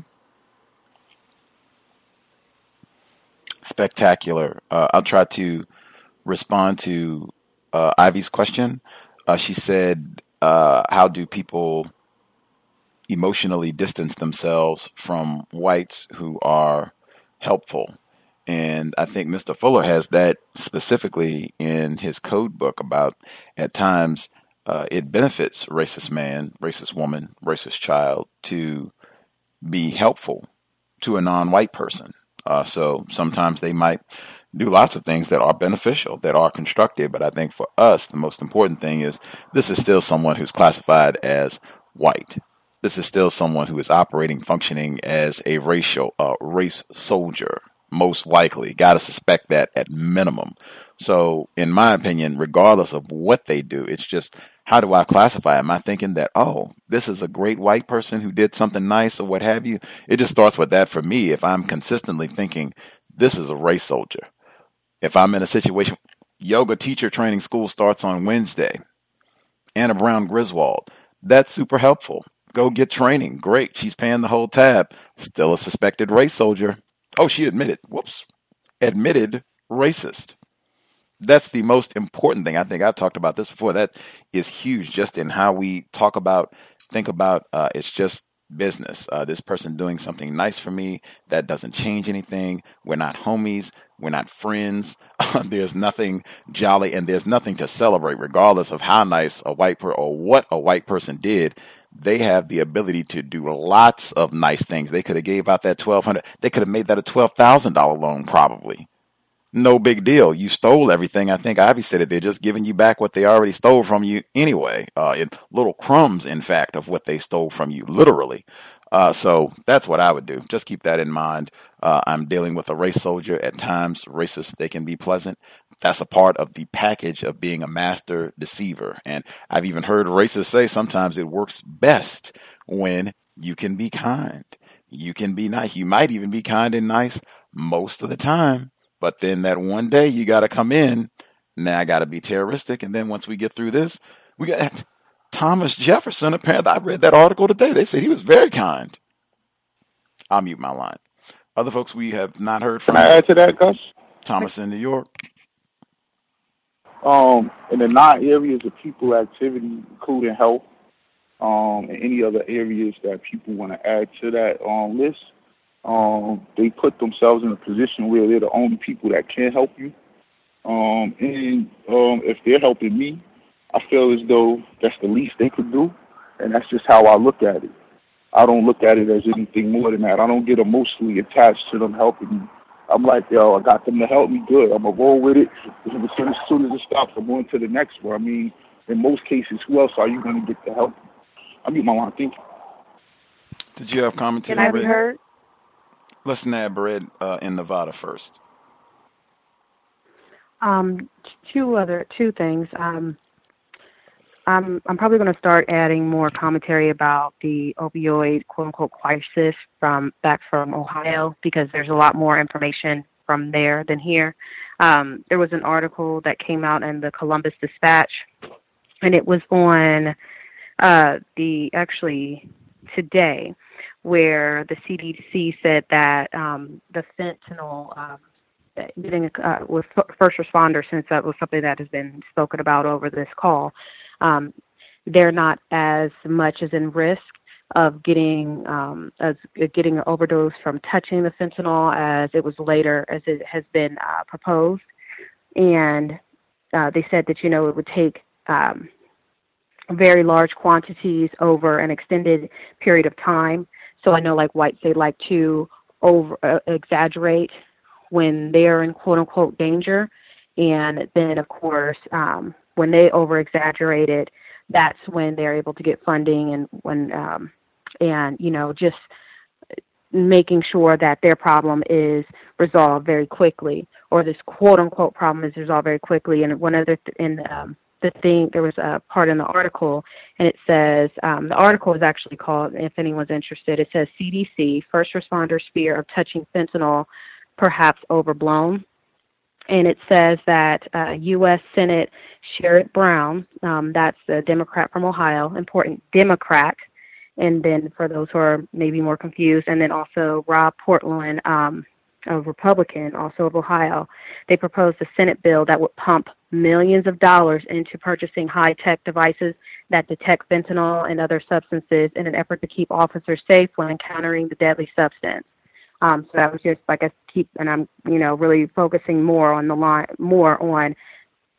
they're putting millions of dollars, taking millions of dollars out of non-white people, taking millions of dollars away from non-white people, and making sure that this is supposed to correct their problem. There was also another article, and it spoke about how there's this Canadian company. They came out with a fentanyl testing strip to where they would give it out, and Ohio has been giving it out to these junkies, that they could test their drug. If they wanted to test a little bit of their drug in water, the test will let them know if it has fentanyl in it or not.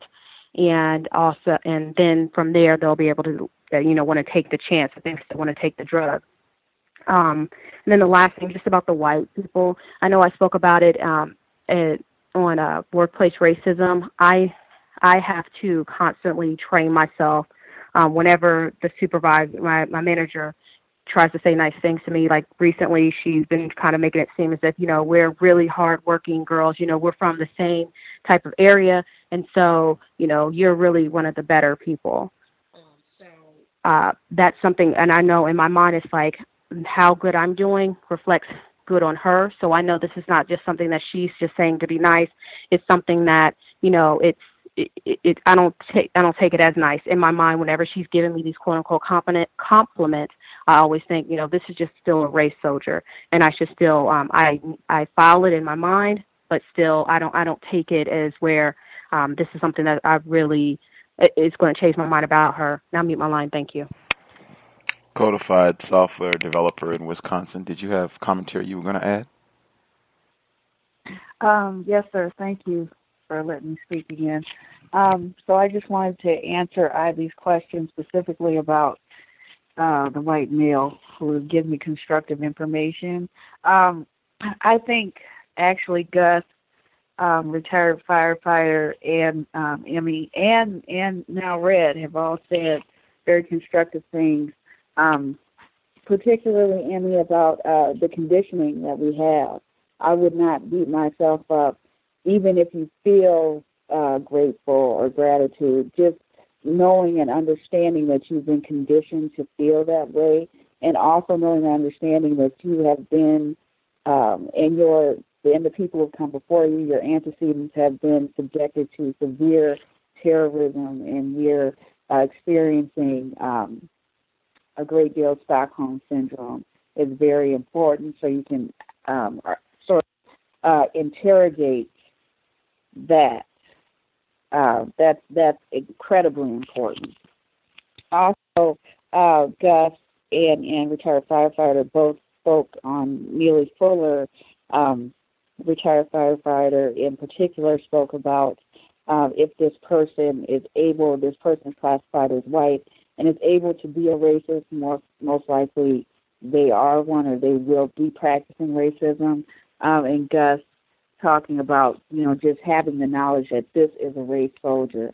In particular, what helped me with this white male is that even though he has not practiced racism against me, he has practiced racism against other non-white people, whether directly or indirectly.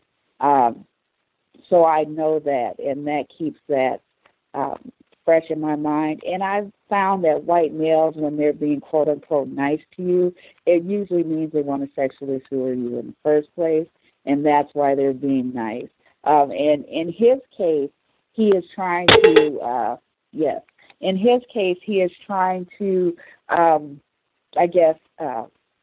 contrast himself with these sexual terrorists who tried to hit me in the car in the first place, who was also trying to sexually assault me.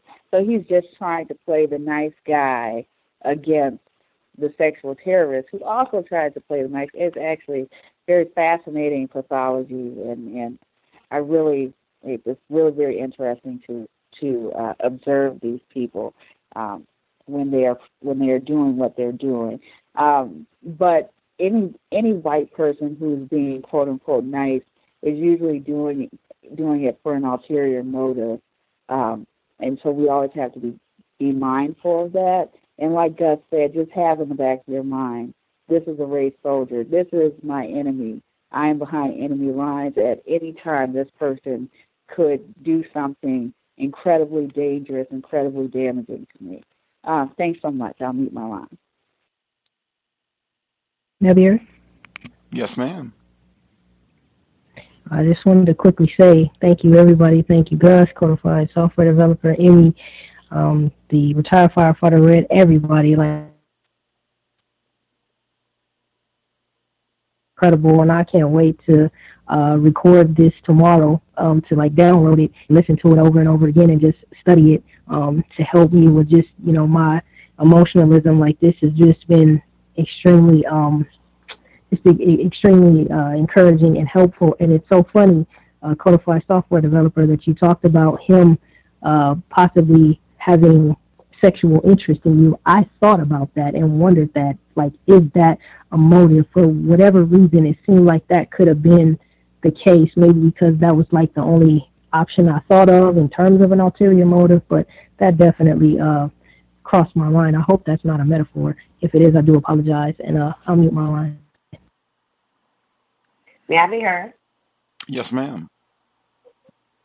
I just want to add two things really quickly. If you are, I'm wondering if you're familiar with 48 Laws of Power, because in the book they give the laws in a short statement, and two that always stand out to me is play a sucker to catch a sucker, and always despise the free lunch. And the reason why I'm bringing that up is because in regard to niceness, that is a tactic that they use with themselves, among themselves, in order to snare people into bad things. And anything that's being given away with some type of appearance of generosity or, gratis, it's always something that will be taken away from you if you receive it. And I also think about the legal term and the Latin term quid pro quo, this for that. So there's always an exchange. especially with people that, are our sworn enemy. And I'll make my line. Much obliged, Irie. Any other folks dialed in with a hand up, or anyone have a final concise comment they want to get in before we conclude? Yes, sir. Can I be heard? Crystal. Yes. I would say probably what I call professional kindness may have been a white invention. Professional kindness. Baron von Richthofen, World War II fighter ace, was shot down by other white people, but he was given a first-class funeral, by his enemies. White people had something that was called the Geneva Convention.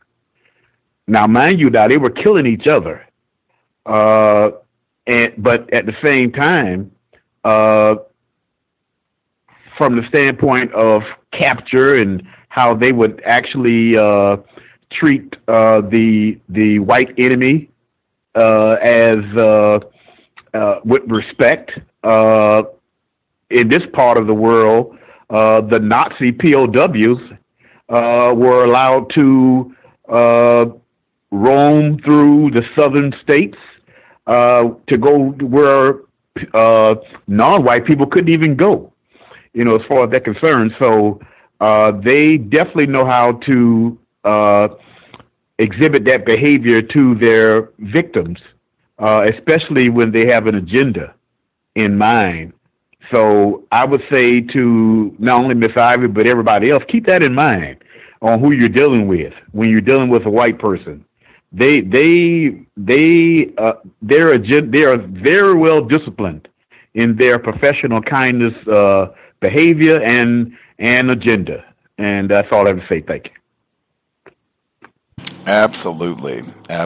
They master deceivers that can be manifested in a variety of ways. With that, we have done our 3 hours.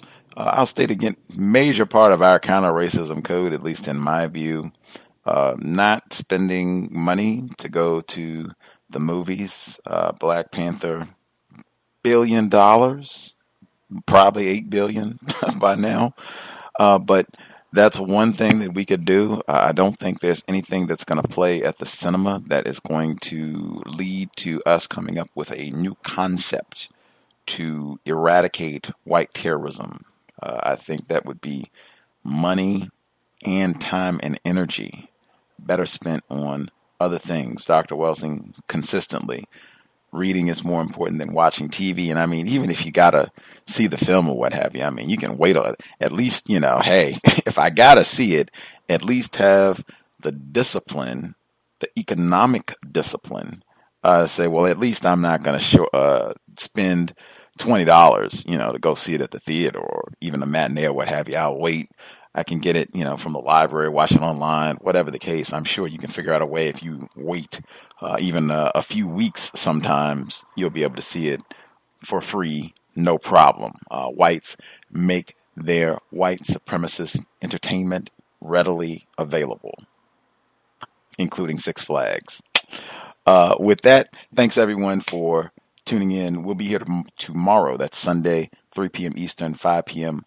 3 p.m. Eastern, 12 noon Pacific. Global Sunday Talk on Racism. We will be chatting about the summit, the Grenfell Tower fire inquiry. Lots of non-white people suffered there. Looking forward to tomorrow. Tune in. Take an opportunity to ask questions to non-white people in different parts of the planet.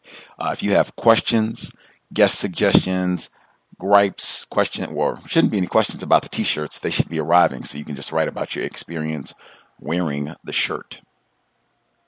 Untiljustice@gmail.com. Untiljustice@gmail.com. Thank you kindly for all the folks participating. I hope it was worthy of your Saturday evening.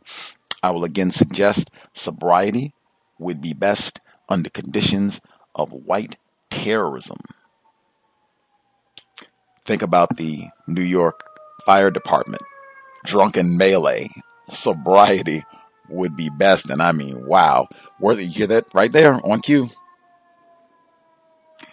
One of the worst combinations in the known universe. Whites, alcohol. I bet I would be willing to wager a substantial amount of money. It's Saturday night, so-called holiday weekend. I suspect wherever they're going, alcohol might have played a role in the reason that they're going down the streets, siren ablaze. Sobriety would be best. Along with that, you just heard that siren. If you're going to be out and about in a vehicle, sober and buckled up, whether you're a driver or passenger, let's do everything that we possibly can to minimize contact with race soldiers, badge or no. That said, Creator, we ask that you help us remain patient with other black people, victims of white supremacy. We ask that you help us remain patient with ourselves.